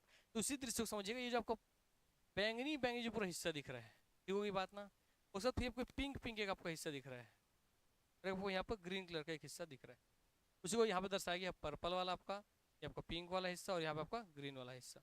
तो बेटा जो ग्रीन वाला हिस्सा है ये क्या है, पेल्विक कैविटी, क्या है ये, पेल्विक कैविटी, मतलब बोलते हैं जहाँ भी खाली स्थान होगा उसका बोलेंगे कैविटी, ठीक है ना। ऐसे बोलते हैं माउथ कैविटी, बोलते हैं ना माउथ कैविटी, उख गुहा, वैसे पेल्विक कैविटी जहाँ पेल्विक, जो खाली स्थान जहाँ पेल्विक जो सब ऑर्गन्स है वो रहेंगे, ठीक होगी बात। वैसे जो आपका ये वाला हिस्सा है, ये पिंक वाला, इसे बोलते हैं एब्डोमिनल कैविटी, क्या बोलते हैं, एब्डोमिनल कैविटी। तो किसी भी खाली स्थान को क्या बोलेंगे, कैविटी, गुहा, हिंदी में क्या, गुहा, तो क्या बोले भैया, कैविटी, एब्डोमिनल कैविटी। इसी में आपका पूरा पाचन तंत्र का, स्टमक स्टमक सब चीज इसी में, आपका स्टमक हो गया, बढ़िया छोटिया सब इसी में रहेगा, यकृत वगैरह सब चीज। अब देखिए ये इसी के जो ऊपर वाला हिस्से, क्या बोल रहे हैं, थोरेसिक कैविटी, क्या बोल रहे हैं इसे, थोरेसिक कैविटी, कल बताया थे ना। छाती को बोलते क्या बोलते हैं, थोरेसिक कैविटी। इसे क्या बोलते हैं, एब्डोमिनल कैविटी। और नीचे भैया जहाँ पे हमारे प्रजनन अंग होते हैं उसे क्या बोलते हैं, पेल्विक कैविटी, क्या बोलते हैं, पेल्विक कैविटी। तो बच्चे किस स्थान पे होता है, पेल्विक कैविटी स्थान पर, किस स्थान पर होता है, पेल्विक कैविटी। क्लियर हो गई बात ना, माता गर्भ किस स्थान पर रहेगा, पेल्विक कैविटी में। प्रजनन अंग कहाँ पे होंगे, पेल्विक रीजन में होंगे। क्लियर हो गया। जितने हमारे भैया स्टमक है, छोटी आंत, बड़ी आंत, यकृत, लीवर वगैरह जितना सब चीज है, सब किडनी उडनी सब कहाँ पे होगा, कहाँ पे होगा आपका, एब्डोमिनल कैविटी में। और जितना आपका श्वसन वाला चीज है, छाती जुड़ा हुआ, दिल वगैरह, दिल हो गया, फेफड़े हो गए, आपका ट्रैकियो वगैरह सब चीज किसमें हो जाएगा, थोरेसिक कैविटी में, किसमें हो जाएगा, थोरेसिक कैविटी। आपका ये वाला हिस्सा गले के नीचे से यहाँ तक का पूरा हिस्सा इस तरीके से तीन खंड में बटा हुआ है, ठीक हो गई बात। अब इसको क्लियर करते हैं थोड़ा सा क्लीन। तो एक बात ध्यान से देखिए, कल मैंने आपको पढ़ाया था कि सर आपका जो थोरेसिक कैविटी है और जो आपका पेल्विक कैविटी है, इसी के दोनों के बीच में क्या पाया जाता है, डायफ्राम, क्या पाया जाता है, डायफ्राम, कल बताए थे ना। और जब डायफ्राम, बताइए जब डायफ्राम सिकुड़ेगा तब क्या होता है, हाँ, कार्बन डाइऑक्साइड टूटेगा, है ना, सांस बाहर निकलेगा। जब का भाई आपका डायफ्राम फैलेगा तब क्या होगा, ऑक्सीजन अंदर आएगा या सांस हम लेते हैं। तो सांस लेते समय डायफ्राम क्या होता है, फैलता है, और जब डायफ्राम फैलता है तो लंग्स का आकार बड़ा होता है, डायफ्राम का आकार बड़ा होता है, ठीक, वॉल्यूम बढ़ जाता है, आयतन बढ़ जाता है, याद रखें वो सब। सुपीरियर मेडिस्टनम, प्लूरल कैविटी, पेरिकार्डियल, देखिए हार्ट वाली जगह जैसे है कार्डियल, जहाँ आपको कार्डियल कार्डियल शब्द दिखे ना, कार्डियल शब्द, वो समझिए कार्डियल शब्द दिखा मैंने, वो क्या है, हार्ट से संबंधित है, इसलिए क्या बोलते हैं, क्या बोलते हैं उसको, कार्डियोलॉजिस्ट हो गया, कार्डियोग्राफी हो गया, ईसीजी इलेक्ट्रोकार्डियोग्राफी, तो ईसीजी किस चीज के बारे में बताएगा, हार्ट के बारे में। तो ईसीजी में चेकअप करते हैं डॉक्टर लिखा, अगर ईसीजी भाई उसको किस पे शक हो रहा है, आपके दिल में कोई दिक्कत है करके, ठीक होगी बात ना। तो ईसीजी टेस्ट किससे संबंधित है, समझते हैं, दिल से। तो जहाँ कार्डियो शब्द आ गया समझना वहाँ क्या भैया, हार्ट के बारे में बात हो रहा है। तो देखिए दिल से जुड़ा वाला बात, जहाँ पे दिल है पूरा आपका दिल, तो ये बोल रहा है कार्डियल, पेरिकार्डियल। और देखिए पढ़ाया था मिडिस्टनम, पढ़ाया था कि नहीं पढ़ाया था, मिडिस्टनम पढ़ाया था ना, मिडिस्टनम जो जिस जगह पे है आपको उसका बोलते हैं स्टर्नम के जस्ट पीछे, मिडिस्टनम मिडिल में, वही सब चीज़ जो पढ़ा दिए हैं। आइए आगे बढ़ते हैं। इधर रहा क्रेनियल कैविटी, ये क्या है, क्रेनियल, इसी क्रेनियल कैविटी के अंदर क्या हमारा दिमाग है, क्या है, दिमाग है। क्रेनियल कैविटी में सिर्फ उतना ही दिख रहा है सर, फिर वहां से जस्ट उससे एक ऐसा निकल रहा है पतली सी लाइन, इसके बोल रहे हैं वर्टिब्रल कैविटी, क्या बोल रहे हैं, वर्टिब्रल कैविटी। तो यहाँ से जैसे आपका दिमाग खत्म हुआ, दिमाग के जस्ट नीचे से क्या रीढ़ की हड्डी चालू होती है, रीढ़ की हड्डी खोखली होती है, खोखली, ठीक, इसको वर्टिब्रल कॉलम बोलते हैं, क्या बोलते हैं, वर्टिब्रल कॉलम, रीढ़ की हड्डी क्या बोलेंगे, वर्टिब्रल कॉलम, ठीक है बात। इसी के अंदर बेटा दिमाग, दिमाग जैसे गोल है उससे निकलेगा एक पतला सा मांस का टुकड़ा, मांस जैसा समझ लो, उसे बोलते हैं स्पाइनल कॉर्ड, क्या बोलते हैं, स्पाइनल कॉर्ड, मेरू रज्जु, क्या बोलते हैं, मेरू रज्जु। तो रीढ़ की हड्डी को मेरुदंड बोलते हैं, ये हमेशा आदमी कंफ्यूज जाता है, मेरुदंड हड्डी वाला हिस्सा दंड, उसके अंदर जो जा रहा है बोलेंगे मेरू रज्जु, इंग्लिश में स्पाइनल कॉर्ड। रीढ़ की हड्डी है, ये मान लो ऊपर दिमाग है, दिमाग के जस्ट नीचे से निकलता है हमारा स्पाइनल कॉर्ड, और रीढ़ की हड्डी के अंदर ऐसे चला जाता है, क्लियर हो गई बात ना। और ये जो पूरी हमारे पूरे बॉडी के सेंटर में है दिमाग, और रीढ़ की हड्डी सेंटर में, इसलिए बोलेंगे सेंट्रल नर्वस सिस्टम, क्या होता है ये, सेंट्रल नर्वस सिस्टम, क्योंकि सेंटर में है। और फिर जब हमारा हाथ दोनों तरफ फैला है, पैर दोनों तरफ फैला है, तो हमारे गले, छाती, पैरों जो सब तरफ फैले हैं नर्व्स, उसको बोलते हैं पेरिफेरल नर्वस सिस्टम, क्या बोलते हैं, पेरिफेरल नर्वस सिस्टम। बाकी हम नर्वस सिस्टम पढ़ लेंगे, उसको आगे बढ़ते हैं, कैविटी आप अच्छे से समझ गए हैं। आओ बाकी हम आते हैं अपने फेफड़े पे, हो गया ये भी आपका, आगे बढ़ते हैं। अब ध्यान से देखिए, लंग्स के बारे में थोड़ा और कुछ जानते हैं। आपका लंग्स जो है ना बेटा, लंग्स, तो याद रखिएगा दिमाग जो है इसको पता भैया अपना पहले बाल वाल है ना, फिर चमड़ी, फिर आपका भैया बहुत सारे और लेयर, फिर हड्डी, हड्डी के अंदर फिर जब पूरा हड्डी खोल दी दिमाग का, तो दिमाग के ऊपर भी एक लेयर पतली सी झिल्ली पाई जाती है, दिमाग से खोले तो दिमाग मिल जाएगा सीधा, दिमाग के ऊपर एकदम पतली सी क्या पाई जाती है, झिल्ली पाई जाती है, क्या पाई जाती है, उसे बोलते हैं मेनिंजिस, क्या बोलते हैं, मेनिंजिस या मेनिंजाइस, क्या बोलते हैं, मेनिंजिस या मेनिंजाइस। उसी में ही जब उस झिल्ली में सूजन आ जाता है, क्या आ जाता है, सूजन, उसी में बोलते हैं मेनिंजाइटिस, क्या बोलते हैं, मेनिंजाइटिस। जब मेनिंजाइटिस होता है तो उसी सूजन के कारण आदमी अपने रिलेटिव को, माता पिता को, बेटा बेटी सबको भूलने लगता है, क्या करने लगता है, भूलने लगता है। तो मेनिंजाइटिस बीमारी कुछ और नहीं, दिमाग के ऊपर जो झिल्ली है मेनिंजिस, उसमें सूजन होना होता है, क्लियर हो गई बात ना, यस। तो मेनिंजिस नामक जो झिल्ली है वो किससे संबंधित है, ब्रेन से।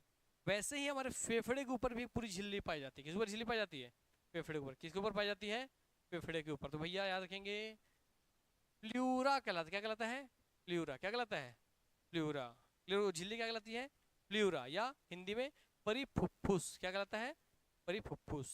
तो जो प्लूरा है, ये झिल्ली है, इसमें भी आपको दिख रहा है पैराइटल प्लूरा, और आपको दिख रहा है क्या, विसरल प्लूरा, क्या दिख रहा है, पैराइटल और विसरल, क्या क्या दिख रहा है, पैराइटल और विसरल। अब आप बताइए, आप खुद बताइए, अगर आप कल को आप पेरेंट्स बनेंगे और सामने से गाड़ी आ रही है, तो आप अपने बच्चे के आगे आ जाएंगे कि बच्चों को आगे कर देंगे, अरे बताओ क्या करेंगे, बच्चे के आगे आ जाओगे।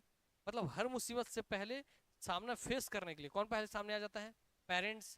तो प से पेरेंट्स, प से पैराइटल, जो बच गया वो है विसरल, क्लियर हो गई बात ना। वैसे ही फेफड़े का बाहरी लेयर क्या होगा, पैराइटल, फेफड़े की जो झिल्ली है ऊपर में, वो झिल्ली का बाहरी लेयर क्या कहलाएगा, पैराइटल, और जो अंदरूनी झिल्ली क्या कहलाएगा, विसरल, क्लियर हो गई बात ना। तो फेफड़े में जो झिल्ली है उसके दो लेयर होते हैं, पहला वाला पैराइटल, बाहर वाला पैराइटल, उसके अंदर वाला विसरल। अब दो झिल्ली है, दो झिल्ली चिपके हैं, तब भी क्या, ऐसे चिपके होने के बाद भी क्या मेरे हाथ के नीचे गैप होगा, होगा ना, जहाँ एयर है अभी, वैसे उन झिल्लियों के बीच में भी खाली स्थान है, जहाँ पे भरा है एक प्रकार का लिक्विड, क्या भरा हुआ है, एक प्रकार का लिक्विड, एक प्रकार का द्रव, जिसे बोलते हैं प्लूरल, क्या द्रव, क्या बोलते हैं, प्लूरल द्रव। क्योंकि प्लूरल क्या आता है, पूरी झिल्ली क्या कहते हैं, प्लूरल, प्लूरल का पैराइटल, विसरल, उसके बीच में जो द्रव भरा हुआ है, लिक्विड भरा, उसका बोलते हैं प्लूरल द्रव। क्या बोल रहे हैं? प्लूरल द्रव, प्लूरल लिक्विड। अभी क्यों होता है सर? इसलिए होता है, हार्ट के ऊपर भी ऐसी एक झिल्ली होती है, क्यों ये बात ना? थक गई है तृप्ति आज। चलिए, ये वही बात। तो क्यों होता है समझिएगा बहुत अच्छे से। दिल के ऊपर, देखिए दिल के ऊपर ही पसली क्यों इतना सारा? क्योंकि भैया कभी हम छाती वाल गिर गए बचपन खेलते समय, तो भैया तुरंत अगर दिल अगर के ऊपर अगर पसली नहीं होता तो सीधा चोट कहाँ लगता? दिल पे। दिल पे चोट पड़ता, मर जाते वहीं। दिल को बचाने के लिए क्या बना दिया गया? पसली का जाल। फिर भी कभी आप वहीं पे बड़े हो गए हो, कभी किसी एक्सीडेंट वगैरह से हो गया तो आपको पसली में पड़ा, ठीक है ये बात ना? पसली को टच करने के बाद उस झिल्ली पे पड़ा, प्लूरल झिल्ली पे। प्लूरल झिल्ली से जब अंदर विस्लर झिल्ली के बाद आपका फेफड़ा है, तो उसके बीच में लिक्विड है, लिक्विड। तो आप बताओ, अगर आपको मैं ऐसे पत्थर फेंक के मार रहा हूँ, ठीक है ये बात ना, तो भैया आप एक ऐसा करके अपने सामने नाक के सामने से प्लेट रख लेना, तब भी आपको चोट लगेगा। सिंपल बात है। अगर आप एक प्लेट रखना, उसके बीच में एक बलून रख दें, इसमें पानी भरा रहेगा, फिर एक प्लेट रख देना। अब जब पड़ेगा तो जो बलून है पानी वाला वो दबेगा, उसको वापस फेंक देगा कि नहीं फेंक देगा? आपको कम चोट लगेगा कि नहीं लगेगा? वैसे ही चोट से बचाने के लिए वो द्रव भरा रहता है, इम्पैक्ट से बचाने के लिए वो चोट भरा रहता है, ताकि आप मर मत जाए। शरीर में इतनी सारी चीजें दी गई हैं आपको जिंदा रखने के लिए, और लोग फिर सुसाइड कर लेते हैं, है ना? भाई शरीर बना ही है कि जिंदा रखो, मार तो मैं खुद ही दूंगा एक दिन तुमको, है ना? तो जब तक शरीर जिंदा रख रहा है, जिंदा रहो। आओ, तो बताइए भैया, ये रहा वो पहला लेयर फेफड़े का, ये रहा वो दूसरा लेयर फेफड़े का। तो फेफड़े का जो पहला लेयर है उसे क्या बोलते हैं? बताओ क्या बोलते हैं? क्या बोलते हैं? कहाँ गया हमारा पैराइटल? कहाँ चल गया? कहाँ चल गया पैराइटल रे बाबा? ये क्या है पैराइटल? क्या है ये पैराइटल? ये जो अंदर वाला क्या है आपका? विसरल। और इसके बीच में भाई लिक्विड भरा है, ये खाली स्थान होगा, कोई खाली जगह होगा, और खाली जगह हम क्या बोलते हैं? कैविटी। तो क्या है? Pleural cavity. इसमें लिक्विड होगा, सब क्या बोलेंगे? Plural liquid. क्लियर हो गई बात ना? अब सब जगह जहाँ प्लूरल है, एग्जाम उसको फुफ्फुस कर देगा। क्या कर देगा? फुफ्फुस। ठीक है? तो फुफ्फुस गुहा, फुफ्फुस द्रव कहाँ का हिस्सा है? फेफड़े का। फुफ्फुस द्रव कहाँ होता है? पैराइटल के बाद और विसरल के बीच में। ठीक होगी बात ना? यस, याद रखने से लिखा है प्लूरा, प्लूरा, फुफ्फुस। तो फुफ्फुस से याद रखिएगा, पैराइटल प्लूरा, विसरल प्लूरा। तो देखिए दोनों प्लूरा के बीच का द्रव ही क्या कहलाता है? प्लूरल द्रव कहलाता है, या इसे बोलेंगे फुफ्फुस द्रव कहलाता है, फुफ्फुस लिक्विड कहलाता है। ठीक हो गई बात? ये और इसके बाद फिर आपका यहाँ से लंग चलेगा। इंटरकोस्टल मसल हो गया, प्लूरल कैविटी हो गया, विसरल हारी के लिखा अंदर वाला लिखा है, विसरल लिखा है ना, बाहर वाला लिखा है प्लूरा, पैराइटल, पैराइटल। बीच का जैसे क्या है? Pleural cavity. इसमें क्या भरा रहता है? प्लूरल द्रव, प्लूरल लिक्विड भरा रहता है। हो गया ये बात? क्यों बचाता है? इम्पैक्ट से, चोट से बचाने के लिए होता है। ठीक है, और ध्यान रखेंगे। और भी बहुत सारे फंक्शन उसका, मगर मेन फंक्शन वही है। इंटरकोस्टल मसल हो गया। देखिए बताना चाह रहा है कि आपके वैसे पसली पूरे इसको घेर के रखिए, और पसली के बीच में ऐसे पूरा मसल्स की भी जाल बनी हुई है, दिख रहा है? बचाने के लिए। अरे मसल्स की जाल है, इसी मसल्स के ऊपर तो भी भाई और मसल्स आएगा, उस मसल के ऊपर फिर आपका चमड़ी आ रहा है ना, मसल्स तो रहना ही हर जगह। ये जो बीच में आपको हड्डी दिख रही है टाई जैसी, ये क्या बोलते हैं? क्या बोलते हैं बताइए? कल बताए थे, क्या बोलते हैं? स्टर्नम। क्या बोलते हैं? स्टर्नम। क्या बोन? स्टर्नम। स्टर्नम क्या बोलते हैं? Sternum bone. इसी स्टर्नम के जस्ट पीछे खाली स्थान दिख रहा है, पूरे खाली स्थान दिख रहा है करके, खाली स्थान होगा। इसी खाली स्थान को स्टर्नम के जस्ट पीछे है, और पीछे और स्टर्नम सामने, तो उसके बीच में मिडिल जगह में इसका बोलेंगे मिड स्टर्नम। क्या बोलेंगे? Mid sternum. वहां पे क्या रहता है? दिल रहता है। ठीक होगी बात ना? और जो खाली स्थान है इसे क्या बोलते हैं? जो धसा है इतना फेफड़े के, काट, इसे क्या बोलते हैं? Cardiac notch. क्या बोलते हैं? Cardiac notch. देखिए अगर आप इसको सेंटर मानेंगे तो आपका दिल किस ओर धसा हुआ दिख रहा है आपको भैया? बाएं वाले फेफड़े की ओर। क्लियर हो गई बातें? और बाएं वाले फेफड़े के बाद अभी देखिए ये नीचे आपको जो ये दिख रहा है, ये पूरा दिख रहा है, ये जो पीछे ये वाला हिस्सा, ये आपका डायफ्राम। क्या है ये? डायफ्राम। ये दिख रहा है आपको, क्या है? डायफ्राम है। क्या है ये? डायफ्राम। ठीक। अरे पसली है ये जो इस पे दिख रहा है, ऐसे ही कुछ नहीं, वो पसली है। काट के दिखा रहा है करके आपको सामने से, ताकि आपको ये इसमें बंद है, तो हड्डी को काटेगा तो ऐसे दिखेगा। ठीक हो गई बातें? आओ, और क्या है? Rib cage. हाँ, जो हड्डियों का जाल है इसे क्या बोलते हैं? रिप केज बोलते हैं। क्या बोलते हैं? Rib cage. इसको हम पढ़ेंगे स्केलेटल सिस्टम, क्या बोलते हैं? Rib cage. रिप मतलब हड्डियां, रिब्स, पसलियों की हड्डी बोलते हैं रिब्स बोलते हैं। तो रिब्स का पूरा पिंजड़ा बना इसलिए रिब्स केज। केज में पिंजड़ा होता है, तो हड्डियों का, पसलियों का पिंजड़ा, पसलियों का केज। क्लियर हो गई बातें? रिप केज उसे बोलते हैं। हो गया? और कुछ बचा इसमें? नहीं। आगे बढ़ते हैं, ध्यान रखते हुए फेफड़े लंग्स में आगे बढ़ते हैं। देखिए इसमें लिखा है बाएं फेफड़े छोटा का, जो कैसे आकार होता है? छोटा होता है, उसी में क्या होता है, कार्डियक नॉच। कार्डियक नॉच में ही क्या अवस्थित होता है, हृदय अवस्थित होता है। क्लियर हो गई बात ना। तो मानव के दोनों फेफड़ों में से कौन सा फेफड़ा छोटा है, बायां। लेफ्ट या राइट, लेफ्ट। कौन सा, लेफ्ट।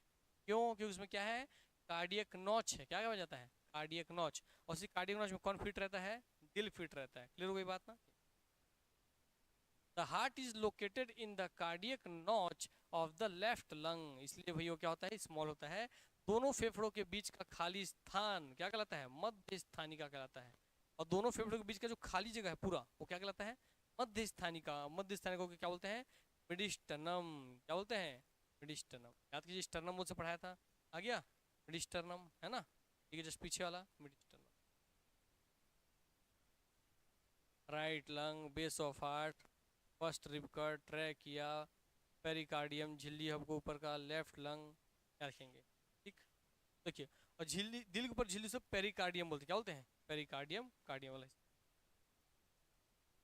अच्छा दे दो, दे दो। Diaphragm, location of heart touch cavity. क्यों, ये बातें सब आप जान चुके हैं। अब आइए आगे बढ़ते हैं।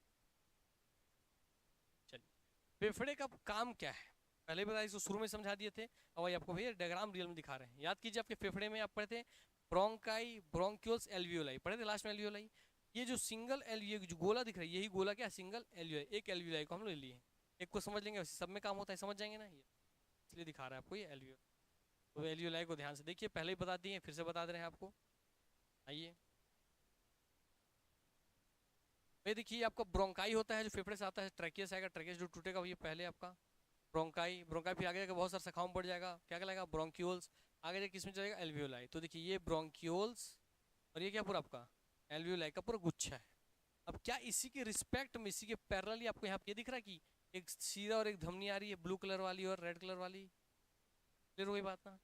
तो इसमें जो ब्लू कलर की आपको दिख रही है, बहुत ध्यान देखिएगा, गौर फरमाइएगा महोदय और महोदयाएं, दोनों महोदय महोदया लोग गौर फरमाइएगा कि आपको इसमें जो रेड कलर का दिख रहा है, तो बताइए उस ब्लड में, उससे प्योर ब्लड बोलेंगे रेड वाले को कि इम्प्योर ब्लड बोलेंगे, क्या बोलेंगे, प्योर ब्लड। ब्लू वाले को इम्प्योर। प्योर वाले को प्योर क्यों बोल रहे हैं, क्यों बोल रहे हैं बताओ, क्योंकि ऑक्सीजन ज्यादा है। इम्प्योर वाले को इम्प्योर क्यों बोल रहे हैं, कि उसमें कार्बन डाइऑक्साइड ज्यादा है और ऑक्सीजन कम है। ठीक हो गई बातें, ठीक हो गई बात ना। इसमें क्या ज्यादा, रेड वाले में ऑक्सीजन ज्यादा, ब्लू वाले में कार्बन डाइऑक्साइड ज्यादा। रेड वाले में क्या है आपका, ऑक्सीजन ज्यादा। ऑक्सीजन ज्यादा मतलब इसमें कार्बन डाइऑक्साइड क्या होगा, कम होगा। तो ब्लू वाले में कार्बन डाइऑक्साइड ज्यादा, इसका मतलब इसमें क्या होगा, ऑक्सीजन कम होगा। ठीक हो गई बात। अब जो ब्लू वाला अपने में कार्बन डाइऑक्साइड लेके यार क्या आ रहा है, सेल से, जब सेल में खाना बन गया, ऊर्जा बन गया, कल समझ लिए थे हम लोग, ऊर्जा बन गया, जो कार्बन डाइऑक्साइड बना उसको लेके कौन आ रहा है, ये ब्लू वाला। जब ब्लू वाला आता है तो यहाँ पर देखिए, हर एक जितना भी आपको गोला देखिए, सब गोला से जुड़ा हुआ है, रेड ब्लू दोनों।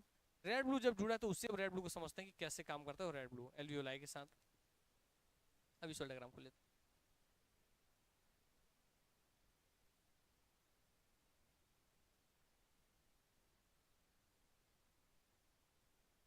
हाँ, कम हियर एकदम सर, ये हो गया हमारा एल्वियोलाई।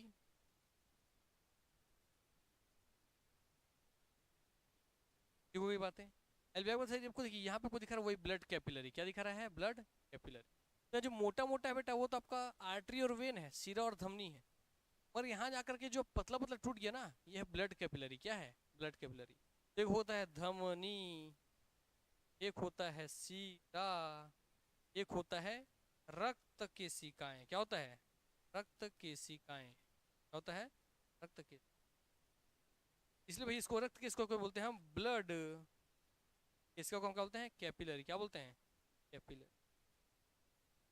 कोशिकाओं में, कोशिका या सेल में ये रक्त केशिकाएं ब्लड कैपिलरी ही जुड़ी रहती है सबसे पास। लंग्स के एल्वियोलाई में कौन जुड़ती है, रक्त केशिकाएं जुड़ी रहती हैं। इनमें ब्लड कहाँ से आता है, सिरा और धमनी के माध्यम से आता है। ठीक हो गई बात ना। तो आपके सिरा और धमनी का जब आप नस काटेंगे, तो जो आपको मोटा नस कट गया बोलते हैं, जो मोटा सा कटा है वो सिरा और धमनी है। ठीक हो गई बात ना।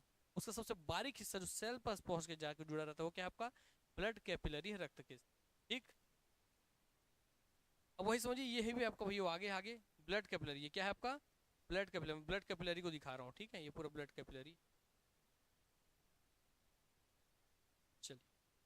अब ध्यान देखिए ब्लड कैपिलरी में भैया आप लोग बहुत अच्छे से कलर कलर लेते हैं कि भाई ये जो ब्लू कलर, इसका मतलब इसमें कौन सा क्या है भैया बताइए, शुद्ध है क्या अशुद्ध है? अशुद्ध है। इसमें मतलब इसका क्या ज्यादा होगा सर? इसमें आप लोग बहुत अच्छे से बता दिए कि इसमें क्या ज्यादा है, कार्बन डाइऑक्साइड ज्यादा है। ठीक हो गई बात।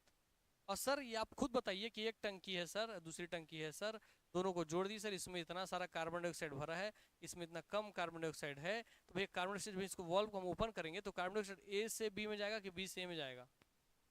ए से बी में, ड्यू टू प्रेशर। क्लियर हो गई बात ना? यस। तो यहाँ ज्यादा कार्बन डाइऑक्साइड है इसलिए भैया उसकी मात्रा ज्यादा है तो ए से बी में जाएगा। वैसे ही यहाँ पे कहा गया है कार्बन डाइऑक्साइड ज्यादा है। क्यों? क्योंकि हम सांस ये जब लेते हैं और जब भोजन बनाते हैं तो हमारे ब्लड में कितना परसेंट कार्बन डाइऑक्साइड रहता है? कितना परसेंट रहता है? 3 से 4%। कितना परसेंट रहता है? और जो वायुमंडल में कितना परसेंट कार्बन डाइऑक्साइड है? तो याद करो, नाइट्रोजन है सर आपका कितना परसेंट? 78। ऑक्सीजन है कितना परसेंट? 21। और कार्बन डाइऑक्साइड कितना परसेंट? 0.0। तो मतलब यहाँ पे हमारे जो सांस लिए हैं, तो इस सांस लेने से जो कितना परसेंट कार्बन पहुंचा है? 0.03%। क्या पहुंचा? सी। अब खुद बताइए, जहाँ 3 से 4% कार्बन डाइऑक्साइड है और जहाँ 0.03 है, तो कार्बन डाइऑक्साइड कहाँ से कहाँ जाएगा? इससे इसमें जाएगा, एल्यूलाई की ओर। इस तरीके से भैया देखिए, जैसे वो आगे पहुंचा तो यहाँ से कार्बन डाइऑक्साइड निकल करके आपके एल्वियोलाई में चला गया। ये हो गई बात ना? और फिर जैसे ही आप बताइए, जो आप सांस लिए हैं, आप सांस लिए उसमें कितना परसेंट ऑक्सीजन है? 21%। यहीं पर 21% ऑक्सीजन है। कितना परसेंट? 21%। और आपके भैया तो अब तो जो ऑक्सीजन तो बहुत कम मात्रा में शरीर में है और वो इसको यूज करते जा रहे हैं, तो यहाँ पर है ऑक्सीजन का मात्रा कम। तो ऑक्सीजन कहाँ से कहाँ आएगा? एल्वियोलाई से ब्लड कैपिलरी में। किसमें आ जाएगा? एल्वियोलाई से ब्लड कैपिलरी। समझ में आ गई बात? इसलिए मात्रा जहाँ ज्यादा, जहाँ लो, तो हाई से लो की ओर जाता है, हाई प्रेशर से लो प्रेशर की ओर सब मूव करता है। इस तरीके से काम होगा। ठीक होगी बात है? इस तरीके से आपका कार्बन डाइऑक्साइड बाहर निकलता है, ऑक्सीजन अंदर आता है। फिर ये ऑक्सीजन वाला ब्लड लेकर के जाएगा, सेल को देगा, सेल फिर उससे खाना बनाएगा, फिर कार्बन डाइऑक्साइड निकालेगा, फिर कार्बन डाइऑक्साइड ऐसे आएगा, यहाँ से कार्बन डाइऑक्साइड छोड़ेगा, फिर ऑक्सीजन लेगा, फिर हो जाएगा। इस तरीके से पूरा प्रोसेस घूमते रहता है। ठीक हो गई बात ना? तो शरीर में ऐसी प्रक्रिया चलते रहे। इसे दिखा रहा देखिए, यहाँ से कार्बन डाइऑक्साइड बाहर और ऑक्सीजन अंदर। एल्वियोलाई वॉल, जो कि रेड ब्लड सेल आरबीसी, जो रेड रेड है यहाँ पे, रेड ब्लड सेल आर, यहाँ पे आपको दिखा रहा है कैपिलरी, लिखा है ना capillary, blood capillary, carbon dioxide out in. ठीक, इस तरह से प्रक्रिया होता है आपके में। अब देखिए वही चीज लिखा है यहाँ पर सेम टू सेम, ग्लूकोज जो है C6H12O6 carbon dioxide plus H2O plus ATP energy. तो जब ये C6H12O6 हमारे सेल में पहुंच जाता है कोशिका के अंदर, वहां पर उसका ऑक्सीजन के प्रेजेंट में जब दहन होता है, क्यों टूटता है? कार्बन डाइऑक्साइड में और जल में और ऊर्जा में। ऊर्जा हम लोग उपयोग कर लेते हैं, जल जो है जितना जरूरत है रखते हैं, बाकी यूरिन के माध्यम से, पसीने के माध्यम से बाहर कर देते हैं। कार्बन डाइऑक्साइड को ये बाहर करते हुए आपको दिखा दी। हो गई बात ना? तो पूरा खेल हो क्यों रहा था? एनर्जी प्रोड्यूस के लिए। किसके लिए हो रहा था? Energy produce. तो श्वसन किसके लिए पूरा होता है? तो एनर्जी प्रोडक्शन के लिए। ठीक हो गई बात ना? और क्योंकि कार्बन डाइऑक्साइड है, इसका हमको जरूरत है क्या? नो रिक्वायरमेंट, हमारे से कोई जरूरत नहीं है। इसलिए जो बन रहा है बिना जरूरत के चीज, उसको क्या करो? बाहर कर दो। रुधिर का शुद्धिकरण, याद रखिए इस बात को बहुत ज्यादा पूछते हैं, इसको थोड़ा अच्छे से बता दे रहा हूँ, एग्जाम में इसमें कंफ्यूजन होंगे, ध्यान से देखिएगा। एक तो अभी पूरा फेफड़ा आप पढ़ रहे हैं और यहाँ से देखिए वो कार्बन डाइऑक्साइड को खींचा, ऑक्सीजन डाला, तो क्या किया? रक्त को या शुद्ध बोले आप इसको, शुद्ध बोले तो मतलब प्योर। तो ब्लड कर क्या रहे हैं?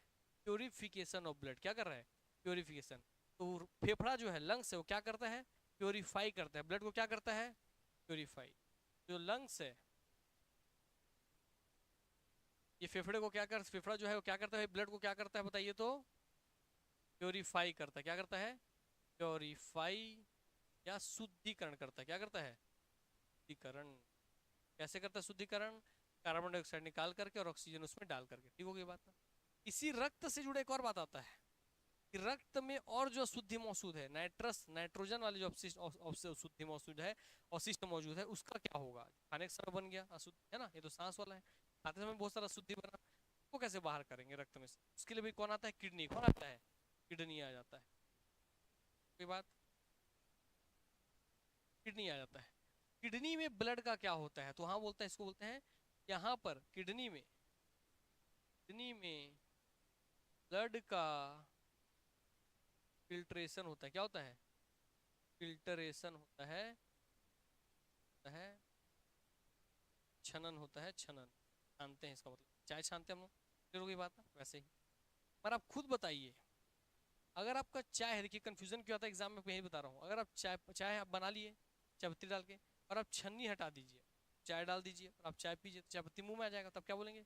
अरे यार इसमें तो चाय पत्ती मिल गया है, प्योर चाय नहीं, इसमें चाय पत्ती आप मिला दी। इसका मतलब अगर आप किसी चीज को छान रहे हो तो जब छानते क्यों हो? अशुद्धि बाहर करने के लिए ना। जब आप अशुद्धि बाहर किए तो शुद्ध हुआ ना। तो मतलब रियल माने क्या किडनी भी ब्लड को शुद्ध ही कर रहा है, ये किडनी भी ब्लड को प्योरीफाई ही कर रहा है। इसलिए प्योरीफाई कर रहा है तो भाई ब्लड के प्योरिफिकेशन जैसे शब्द से जुड़े हुए दो एग्जाम्पल आते हैं कि लंग्स क्या करता है? प्योरिफिकेशन। किडनी क्या करता है? प्योरिफिकेशन। और अगर दोनों ऑप्शन दे दे तब ध्यान देना पड़ेगा। अगर प्योरिफिकेशन शब्द पूछा तो किसके लिए लेना है? लंग्स के लिए। और फिल्ट्रेशन शब्द बोले तो किसके लेना है? किडनी के लिए। क्लियर हो गई बात ना? और अगर नहीं है तो दोनों रियल मायने में कर क्या रहे हैं? प्योरीफाई ही कर रहे हैं। ठीक। इसलिए प्रीवियस ईयर आप जिस भी एजेंसी का एग्जाम देने जाए देखेंगे, अगर क्वेश्चन पूछा है तो आंसर क्या लेती है एजेंसी, उस हिसाब से उसको ध्यान रखेंगे। ठीक। बाकी इसमें भैया फिल्ट्रेशन शब्द सही है, प्योरिफिकेशन शब्द सही है। पर रियल फिल्ट्रेशन के बाद, फिल्ट्रेशन का मतलब ही क्या है? प्योरीफाई करना, तो संबंधित। इसलिए इसमें हमसे कंफ्यूजन बना रहता है, इसलिए हम आपको चेता दिए हैं, इसको ध्यान रखिएगा। ठीक। और यहाँ पे भैया हो क्या रहा है? कार्बन डाइऑक्साइड बाहर गया, ऑक्सीजन अंदर है, तो गैसों का आदान प्रदान। एल्यूलाई में क्या होता है? गैस एक्सचेंज होता है, एक्सचेंज ऑफ गैस, गैसों का आदान प्रदान। आइए फेफड़े के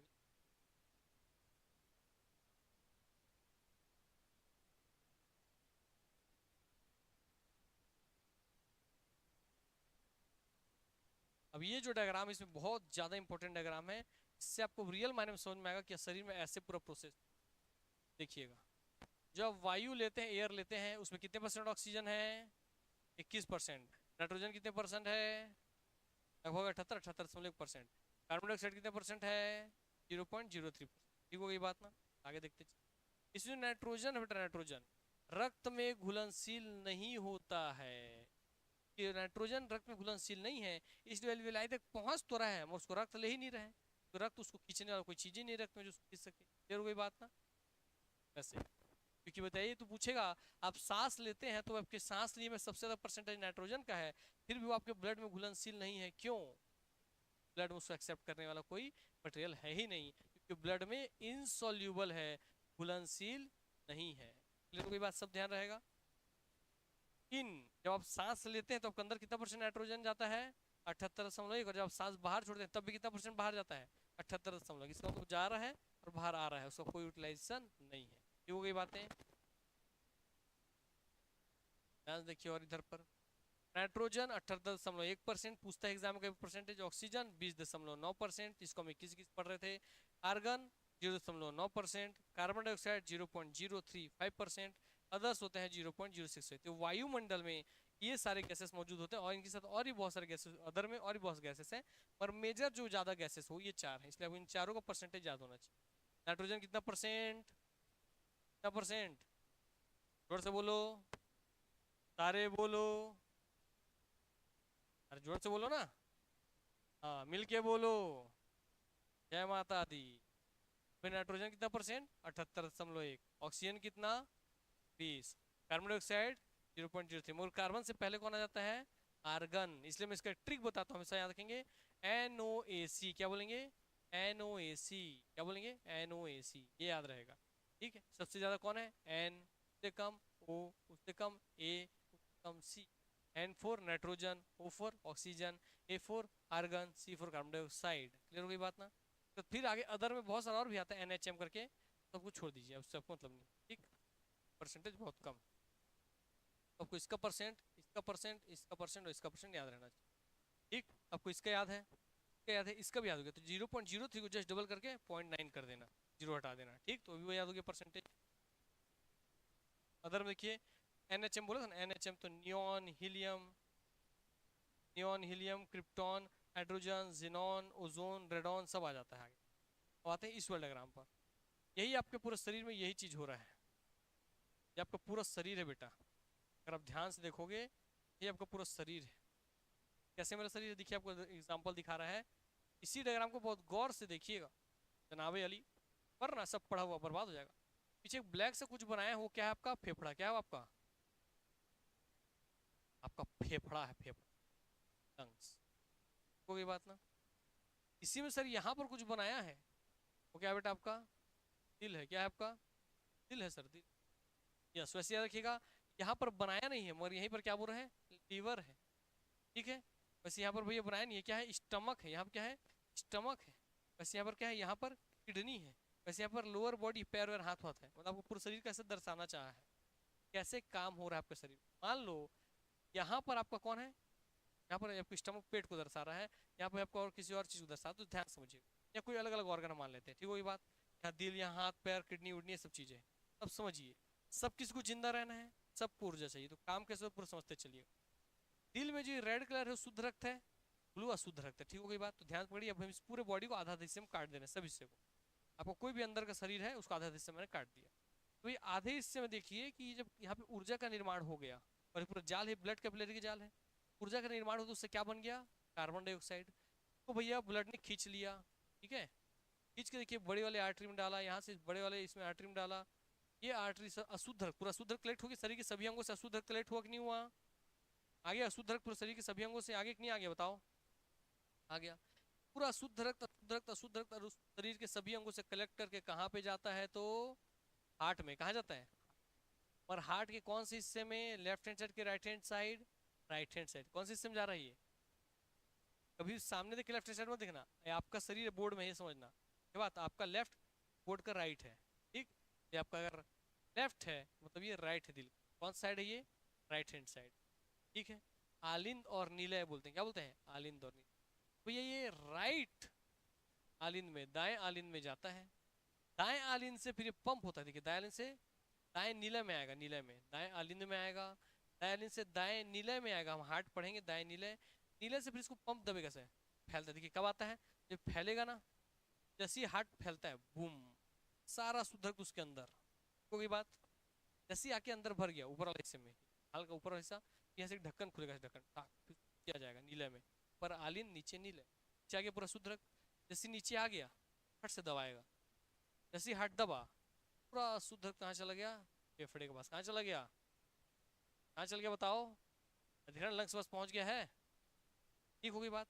फेफड़े के पास वो पहुंचा, फेफड़ा उससे क्या करेगा? उसमें क्या चीज का परसेंटेज ज्यादा शुद्ध रक्त में? कार्बन डाइऑक्साइड का। कार्बन डाइऑक्साइड को निकालेगा, उसमें ऑक्सीजन डालेगा, और पूरा शुद्ध रक्त फिर आपके किसका भेज देगा? दिल के पास। कहाँ भेजेगा? अब फिर देखिए ये मेरा कौन सा साइड है? लेफ्ट हैंड साइड है ना। तो लेफ्ट आलिंद में, दिल के बाएं आलिंद में आया, और फिर वहां से फिर ज्यादा आ गया वहां पर, फिर जब फैलेगा तो आ जाएगा शुद्ध रक्त। ठीक है, जब भी फैलेगा तो आएगा। पहला मतलब अशुद्ध भी आएगा और शुद्ध भी आएगा, ठीक। इससे सब बटा हुआ है, इधर शुद्ध इधर शुद्ध।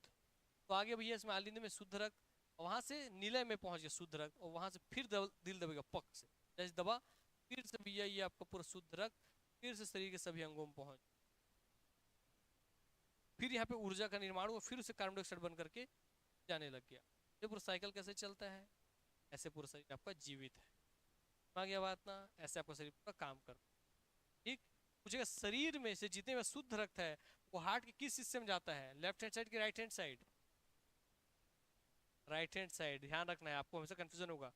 देखने में लेफ्ट, आपके लेफ्ट दिख रहा है मगर है क्या? ये आपके सामने जो मरीज पड़ा है, पेशेंट पड़ा है, लाश पड़ा है, इसका पोस्टमार्टम कर रहे हैं, इसका दृश्य आप देखो। तो आपके सामने अगर कोई लाश पड़ा है सामने जिसका पोस्टमार्टम कर रहे हो, भैया आप जब ऐसा देखोगे है ना, तो आपका तो लेफ्ट दिख रहा है, तो मरीज का क्या है? वो दिल। तो हमेशा उसके राइट हिस्से का आप अध्ययन कर रहे हो ना। तो शुद्ध रक्त से जुड़ा हुआ दिल का कौन सा हिस्सा है? दायां। और शुद्ध रक्त से जुड़ा कौन सा हिस्सा है? बायां। ठीक होगी बात ना। बाकी दिल पढ़ेंगे, आलिंद नीला ये सब पढ़ेंगे। और भैया याद रखिए, अशुद्ध रक्त को भी दिल कहाँ भेजता है? फेफड़े के पास। शुद्ध रक्त को भी कहाँ भेजता है? वो शुद्ध रक्त कहाँ से लेता है? फेफड़े से। तो अशुद्ध रक्त भेजता है फेफड़े के पास, शुद्ध रक्त लेता है फेफड़े से। तो मतलब क्या, शुद्ध को शुद्ध करके भेजा कि नहीं भेजा फेफड़े ने? क्या ब्लड को प्योर किया कि नहीं किया? हो गया। बाकी हम उसी में पढ़ेंगे बाद में जाकर के। वेना कावा जो आता है दिल में आता है, इसको वेना कावा बोलते हैं, है ना। ऊपर जाता है, दिमाग तरफ लेकर जाएगा ऊपर, लंग फेफड़े उफड़े, दिल से ऊपर जितने बॉडी ऑर्गन है, दिल से ऊपर है फेफड़ा, जिस ऊपर भाई आंख नाक कान दिल सर और सब चीज है, दिमाग उमाग सब चीज है। दिल के ऊपर जितना भी चीज है वहां पे ब्लड लेके जाता है पल्मोनरी आर्टरी। कौन लेके जाता है? Pulmonary artery. मैंने बोलेगा आपका अशुद्ध रक्त को दिल से फेफड़े में कौन लेके जाता है? Pulmonary artery. अंग में नहीं, ये अशुद्ध रक्त वाला है। दिल से अशुद्ध रक्त को फेफड़े तक कौन ले जाता है? Pulmonary artery. कौन लेके जाता है? Pulmonary artery. और भैया फेफड़े से शुद्ध रक्त कौन लेके आता है? Pulmonary vein. कौन आता है? Pulmonary vein. कोई बात ना, याद रखेंगे। और फिर शरीर के सभी अंगों तक शुद्ध रक्त कौन पहुंचाता है? एरोटा। क्या बोलेंगे? एरोटा। क्या बोलेंगे? एरोटा। अब शरीर के सभी अंगों तो खून कौन पहुंचा रहा है? प्योर ब्लड कौन पहुंचा रहा है? एरोटा। कौन पहुंचा रहा है? एरोटा। फेफड़े से शुद्ध रक्त कौन ला रहा है? Pulmonary vein. कौन ला रहा है? Pulmonary vein. पल्मोनरी दोनों जगह, पल्मोनरी पल्मोनरी, उधर वेन इधर आर्टरी। दिल से अशुद्ध रक्त कौन फेफड़े तक ले जा रहा है? Artery, pulmonary artery. शरीर के सभी अंगों से अशुद्ध रक्त कौन लेके जा रहा है दिल तक? कौन लेके जा रहा है बताओ तो? Vena cava. क्या लेके जा रहा है? Vena cava. कौन लेके जा रहा है? Vena cava. तो देखिए इधर शुद्ध वाला है एरोटा, शरीर के सभी अंगों तक शुद्ध पहुंचाने वाला। शरीर के सभी अंगों से अशुद्ध लेने वाला वेना कावा। तो शुद्ध वाला एरोटा, अशुद्ध वाला वेना कावा। अशुद्ध फेफड़े तक ले जाने वाला आर्टरी, लाने वाला वेन। ठीक हो गई बात ना? तो ध्यान रखिए, बाकी हम लोग उसमें पढ़ेंगे हम लोग अच्छे से, जब आपका हार्ट और सिस्टम पढ़ेंगे तब। आइए, हो गया इसके बारे में जान गए आप लोग। इधर देख लेते हैं वायु। जो आपका देखिए, अब आपको एक चीज कंफ्यूजन आना था मन में, मगर आप लोगों को आया नहीं। मैंने बोला सर हाई प्रेशर से लो प्रेशर की ओर जाता है ना, कार्बन डाइऑक्साइड ज्यादा है तो कम वाले की ओर चल जा रहा है, मगर जाता कैसे? जाने की प्रक्रिया होगा ना, धक्का मार के, ढकेल के, घुल के, मिल के, कैसे जाता है? ब्लड से गैसों का आदान प्रदान हो कैसे रहा है? तो शब्द ये एग्जाम में आपको जो शब्द पूछे उस शब्द को समझ लीजिएगा बहुत अच्छे से। कि विसरण या डिफ्यूजन के द्वारा ही गैसों का आदान प्रदान होता है। किसके द्वारा? विसरण या डिफ्यूजन पूछेगा। रक्त में जो कार्बन डाइऑक्साइड है वो एल्वियोलाई तक कैसे आया? तो विसरण के प्रोसेस के द्वारा। किसके द्वारा? विसरण या डिफ्यूजन। किसके द्वारा? विसरण डिफ्यूजन। और शुद्ध रक्त गया आपके रक्त में तो कैसे गया? विसरण या डिफ्यूजन से। ठीक हो गई बात ना?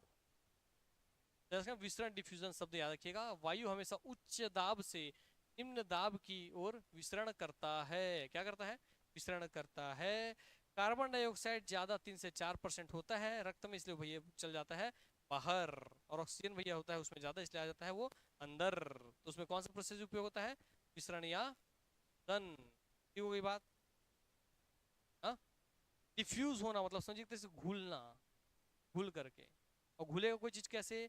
तो मान लो आप एक चम्मच लेते हो, उसमें आप एक लड्डू ले, लड्डू, और उसको भैया आप लड्डू को लेकर के पानी में डाल दिए, क्या वो घुलेगा? नहीं घुलेगा ना। मगर उसी पानी को आप रखिए और उसी लड्डू को पकड़िए और हाथ से जोर जोर से दबा दीजिए। प्रेशर बढ़ा दिया आपने। क्या बढ़ा दिया? प्रेशर। तो क्या वो पानी में घुलेगा? घुल गया ना, मिश्रण हो गया, मिश्रित हो गया, पूरा फैल गया, डिफ्यूज हो गया, उसी में घुल गया कि नहीं घुल? इसलिए क्या बोलते हैं, हाई प्रेशर के कारण क्या हो रहा है? विस्तृत हो जा रहा है, घुल जा रहा है। क्लियर हो गई बात ना? याद रखिएगा। आगे बढ़ते हैं। विस्तरण या डिफ्यूजन आ गया। डायफ्राम एक मांसपेशी है, तो पूछो जो डायफ्राम है क्या उसमें कोई हड्डी पाई जाती है? तो बोलेंगे नहीं। There is no bone in diaphragm. Diaphragm में किसी प्रकार की हड्डी नहीं पाई जाती। ये पूरा जो नीचे दिख रहा है ये पूरा डायफ्राम है बेटा, ये जो दिख रहा है पूरा, ये मारो मैं, ये पूरा डायफ्राम है।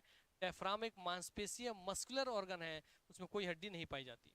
यह फेफड़ों के ठीक कहाँ पाई जाती है? नीचे पाई, फेफड़े के नीचे पाई जा रही है। यह वक्षीय गुहा को उदर गुहा से अलग करती है। ये थोरेसिक कैविटी को किससे अलग करती है? एब्डोमिनल कैविटी से अलग करती है। छाती वाला थोरेसिक कैविटी, पेट वाला एब्डोमिनल कैविटी, दोनों बीच में कौन? आपका डायफ्राम। ठीक हो गई बात ना?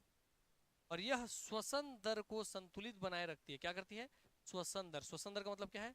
सांस अंदर लेना बाहर छोड़ना, अंदर लेना बाहर देना। तो मेंटेन कौन कर रहा है? डायफ्राम। तो श्वसन दर को रेगुलेट कौन करता है? Diaphragm. Keeps the respiratory rate balanced. तो याद रखिए वही कैसा ऑर्गन है? डायफ्राम एक मस्कुलर है, मांसपेशियों से बना हुआ है। Upon inhalation the diaphragm contracts and flutters and the chest cavity enlarges. छाती कैविटी बड़ा हो जाता है, बोल रहा है, डायफ्राम फैल जाता है, तो सांस अंदर आ जाता है, गैसें अंदर आ जाती है। क्लियर हो गई बात ना? वही बात को इंग्लिश में बोल दी।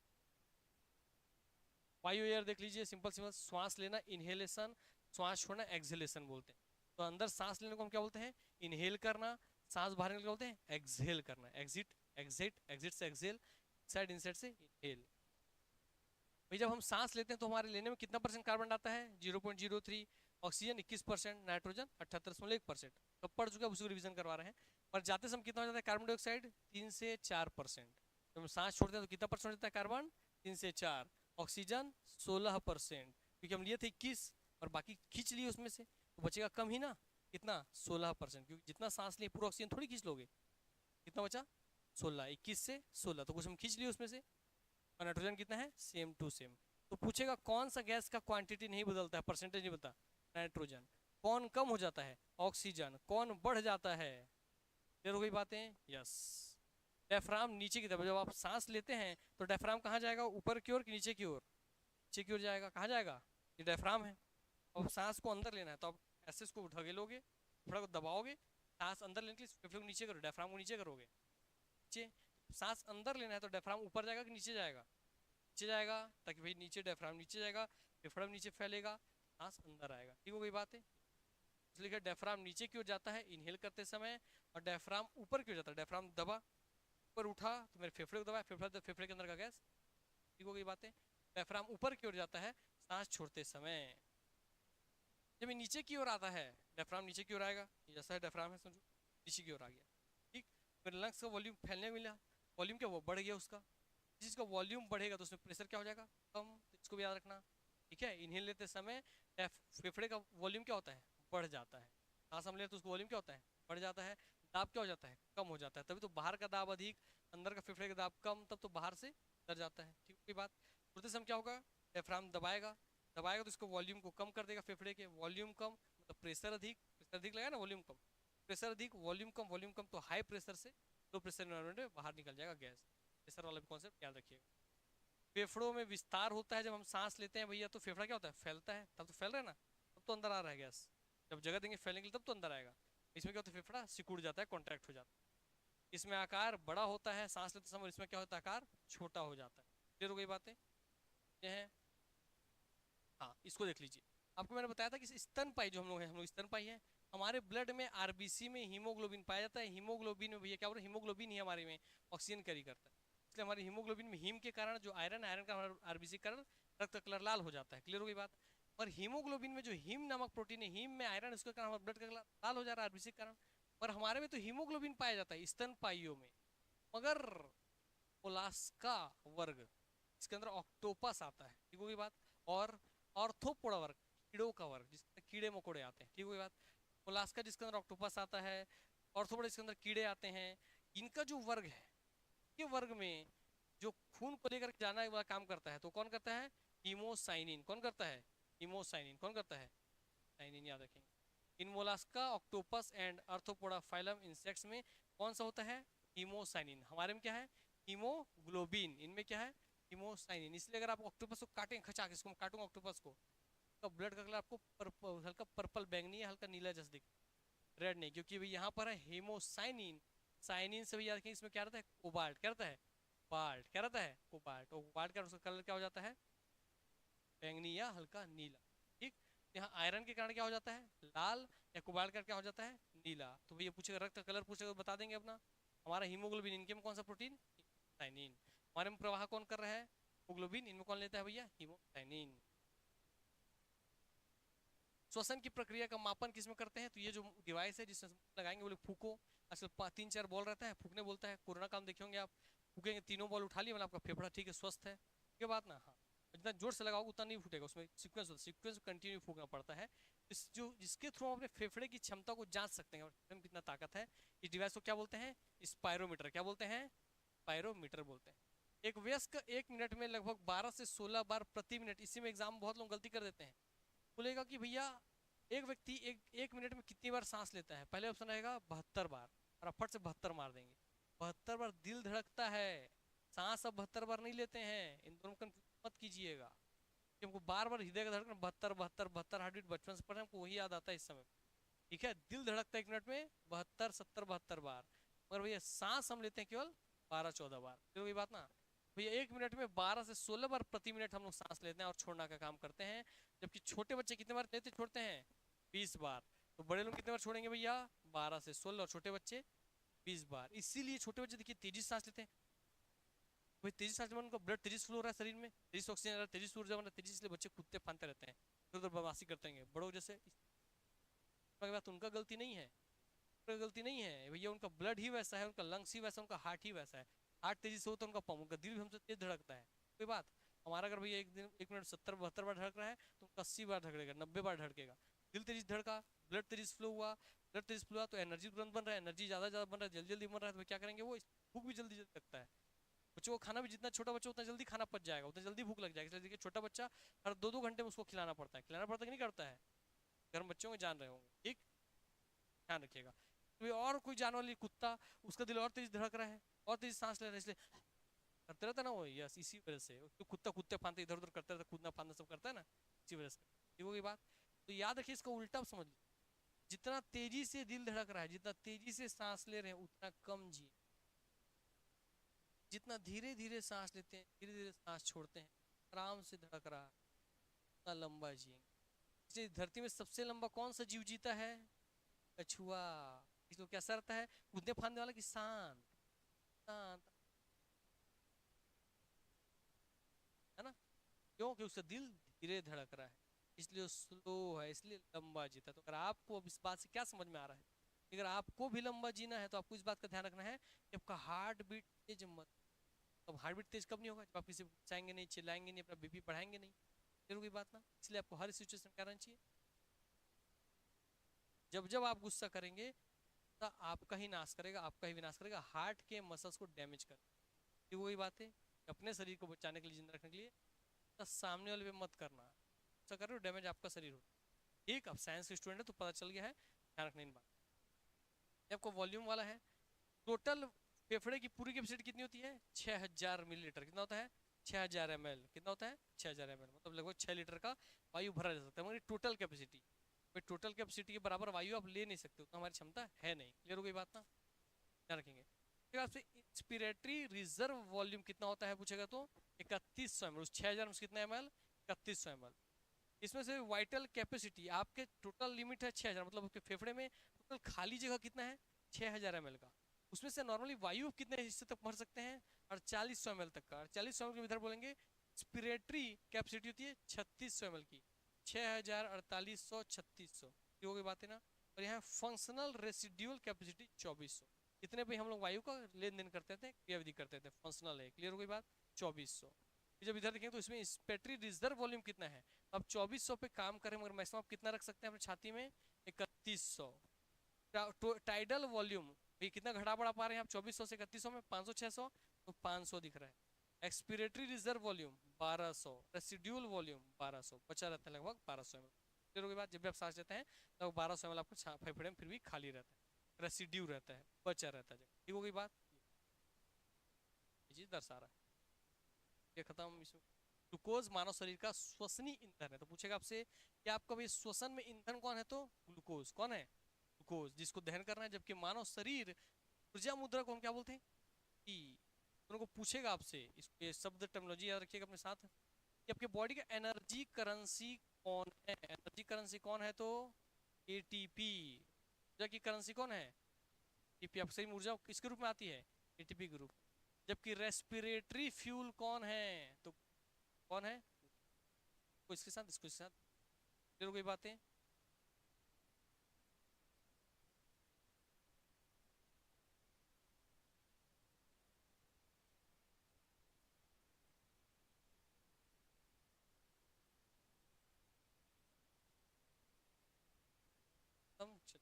इसको फटाफट बताते हैं। ऑक्सीजन, कार्बन डाइऑक्साइड, ऑक्सीजन को छोड़ दीजिए, कार्बन डाइऑक्साइड को पकड़िए। यहाँ पे कार्बन डाइऑक्साइड, ब्लड में जो कार्बन डाइऑक्साइड है उसमें प्लाज्मा, आपके ब्लड में क्या क्या होता है, प्लाज्मा होता है, जो लिक्विड वाला हिस्सा है आपके ब्लड का, प्लाज्मा है। आपके ब्लड में जो हीमोग्लोबिन है, हीमोग्लोबिन है, और क्या है, कार्बोनेट या बाइकार्बोनेट, इस रूप में आपका जो कार्बन डाइऑक्साइड घुलता है। बोले कार्बन डाइऑक्साइड आखिर शरीर में जो घूम रहा है, रक्त में, इसमें मिलके घूम रहा है। तो बोल रहा है कि भैया जो प्लाज्मा आपके शरीर के जो रक्त वाला हिस्सा है ब्लड का, काटेगा तो खून बह रहा है ना, उसमें जो पानी वाला हिस्सा है उसमें 5 से 7% कार्बन डाइऑक्साइड घुरे रहता है। क्लियर हो गई बात ना। तो जो हीमोग्लोबिन है उसमें कितना परसेंट, 20 से 25% कार्बन डाइऑक्साइड घुले रहता है, कोई बात। और जो कार्बोनेट, बाइकार्बोनेट, कार्बोनिक एसिड आपके रक्त में मौजूद रहेगी, उसमें कितना है, 70%। जैसे H2 और CO2 मिलकर H2CO3, हाइड्रोजन कार्बोनेट बना लिया, है ना, जल और कार्बन डाइऑक्साइड क्या बना लिया, हाइड्रोजन कार्बोनेट। रूप में कितना रहता है, 70%। सबसे ज्यादा किस रूप में रहता है, कार्बोनेट रूप में। किस रूप में, कार्बोनेट। ये तो हो गया कार्बन डाइऑक्साइड किस रूप में रहता है। ऑक्सीजन को देखिए, ऑक्सीजन भैया आपके ब्लड के प्लाज्मा में कितना परसेंट रहता है, 3%। और हीमोग्लोबिन कितने में कितना परसेंट रहता है? 97%। ठीक हो गई बात ना। तो हमारा हीमोग्लोबिन सबसे ज्यादा किसको होल्ड करता है? ऑक्सीजन को। ऑक्सीजन को कौन होल्ड करता है? हीमोग्लोबिन। और कार्बन डाइऑक्साइड सबसे ज्यादा कौन होल्ड करता है? कार्बोनेट, बाइकार्बोनेट और कार्बोनिक एसिड। कर देते हैं आज इसको। आपका जो ग्लूकोज है, मैंने बताया था, जब उसके ग्लूकोज के टूटने को, सेल में जब ग्लूकोज टूटेगा ना, जलेगा, उसको बोलते हैं ग्लाइकोलिसिस। क्या बोलते हैं? ग्लाइकोलिसिस। जब भी ग्लाइकोलिसिस जो होगी तो आपको याद कीजिए, पढ़ाया था कि ग्लाइकोलिसिस क्या कहाँ पे होता है? सेल के अंदर कोशिका द्रव्य होता है, पढ़ाया था साइटोप्लाज्म कोशिका द्रव्य, ये बोलते हैं साइटोप्लाज्म। ग्लाइकोलिसिस की प्रक्रिया कहाँ पे होती है? कहाँ पे होती है? बताइए। साइटोप्लाज्म में कोशिका द्रव्य। देखिए कोशिका बना देते हैं आपके लिए फटाक से। ये रहा भैया कोशिका, ये रहा भैया इसका न्यूक्लियस। यहाँ एक लिक्विड पूरा भरा हुआ है इस कोशिका के अंदर। लिक्विड को हम क्या बोलते हैं? साइटोप्लाज्म का द्रव्य। क्या बोलते हैं? तो याद रखेंगे, बोलेगा ग्लूकोज का ग्लाइकोलिसिस कहाँ होता है, क्या बोलेंगे? साइटोप्लाज्म। अब जब ग्लूकोज टूटेगा ग्लाइकोलिसिस की प्रक्रिया के थ्रू, कहाँ पे भैया? आपके साइटोप्लाज्म में। तो उससे बनता क्या है? पायरूवेट। क्या बनता है? पायरूवेट। और कितनी ऊर्जा बनती है? 2 एटीपी। कितनी? 2। अब याद की श्वसन में आप पढ़े थे क्या? एरोबिक ऑक्सी श्वसन, एनोरोबिक अनऑक्सी श्वसन। याद कीजिए भैया, एरोबिक श्वसन में आपका क्या बोला? एरोबिक श्वसन जो आपका कोशिका है, इसमें आपका सेल टूटा कि नहीं टूटा? ग्लूकोज टूटा कि नहीं टूटा? कहाँ कहाँ पे टूट रहा है? साइटोप्लाज्म में। और सबसे ज्यादा ऊर्जा कहाँ पे बनता है? माइटोकॉन्ड्रिया। कहाँ बनता है? माइटोकॉन्ड्रिया। भैया ऑक्सी श्वसन में, एरोबिक श्वसन, एनारोबिक है क्या? अच्छा वो एरोबिक है। तो एरोबिक जो श्वसन है, ऑक्सी श्वसन, इसमें मेन कहाँ पे बनता है? माइटोकॉन्ड्रिया में। कहाँ पे? माइटोकॉन्ड्रिया में। जो एनएरोबिक है, अनऑक्सी श्वसन, यहाँ पे साइटोप्लाज्म में मेन रूप से इसका क्या बन रहा है भैया? है वो एनिमल में जब टूटेगा, कौन? अनऑक्सी श्वसन में, एनिमल में, जंतु में क्या बनाएगा टूट करके? Lactic acid. हमारे मांसपेशी में जमा होता है, याद कीजिए, बताया था मैंने। और प्लांट में वही टूटेगा जब ग्लूकोज, तो क्या बनाएगा? इथेनॉल और कार्बन डाइऑक्साइड। क्या बनाएगा? इथेनॉल और कार्बन डाइऑक्साइड। और भाई जब हमारा शरीर, ह्यूमन बॉडी में, जो आपका एरोबिक जहाँ ऑक्सी श्वसन होगा, कि हमारा सेल का कोशिका कहाँ पर होता है? माइटोकॉन्ड्रिया में। कहाँ होता है? माइटोकॉन्ड्रिया में। उसमें क्या होता है? कार्बन डाइऑक्साइड जल से मिल करके बनाती है भैया, और यहाँ पे क्या ये दोनों बन जाता है। और कितना ऊर्जा मिलती है? 36 से 38 एटीपी। पढ़ाए थे पहले, क्लियर हो गई बात। यहाँ पे आपको होता है आज का क्लास खत्म। हमारा रेस्पिरेशन हो गया भैया खत्म, ये पढ़ा दिए हैं, तो चलिए धन्यवाद। कल आप लोगों को आना है 9 बजे फंक्शन के लिए। क्लास हमारा रहेगा जैसे उसे आ जाएंगे तब। ठीक हो गई बातें।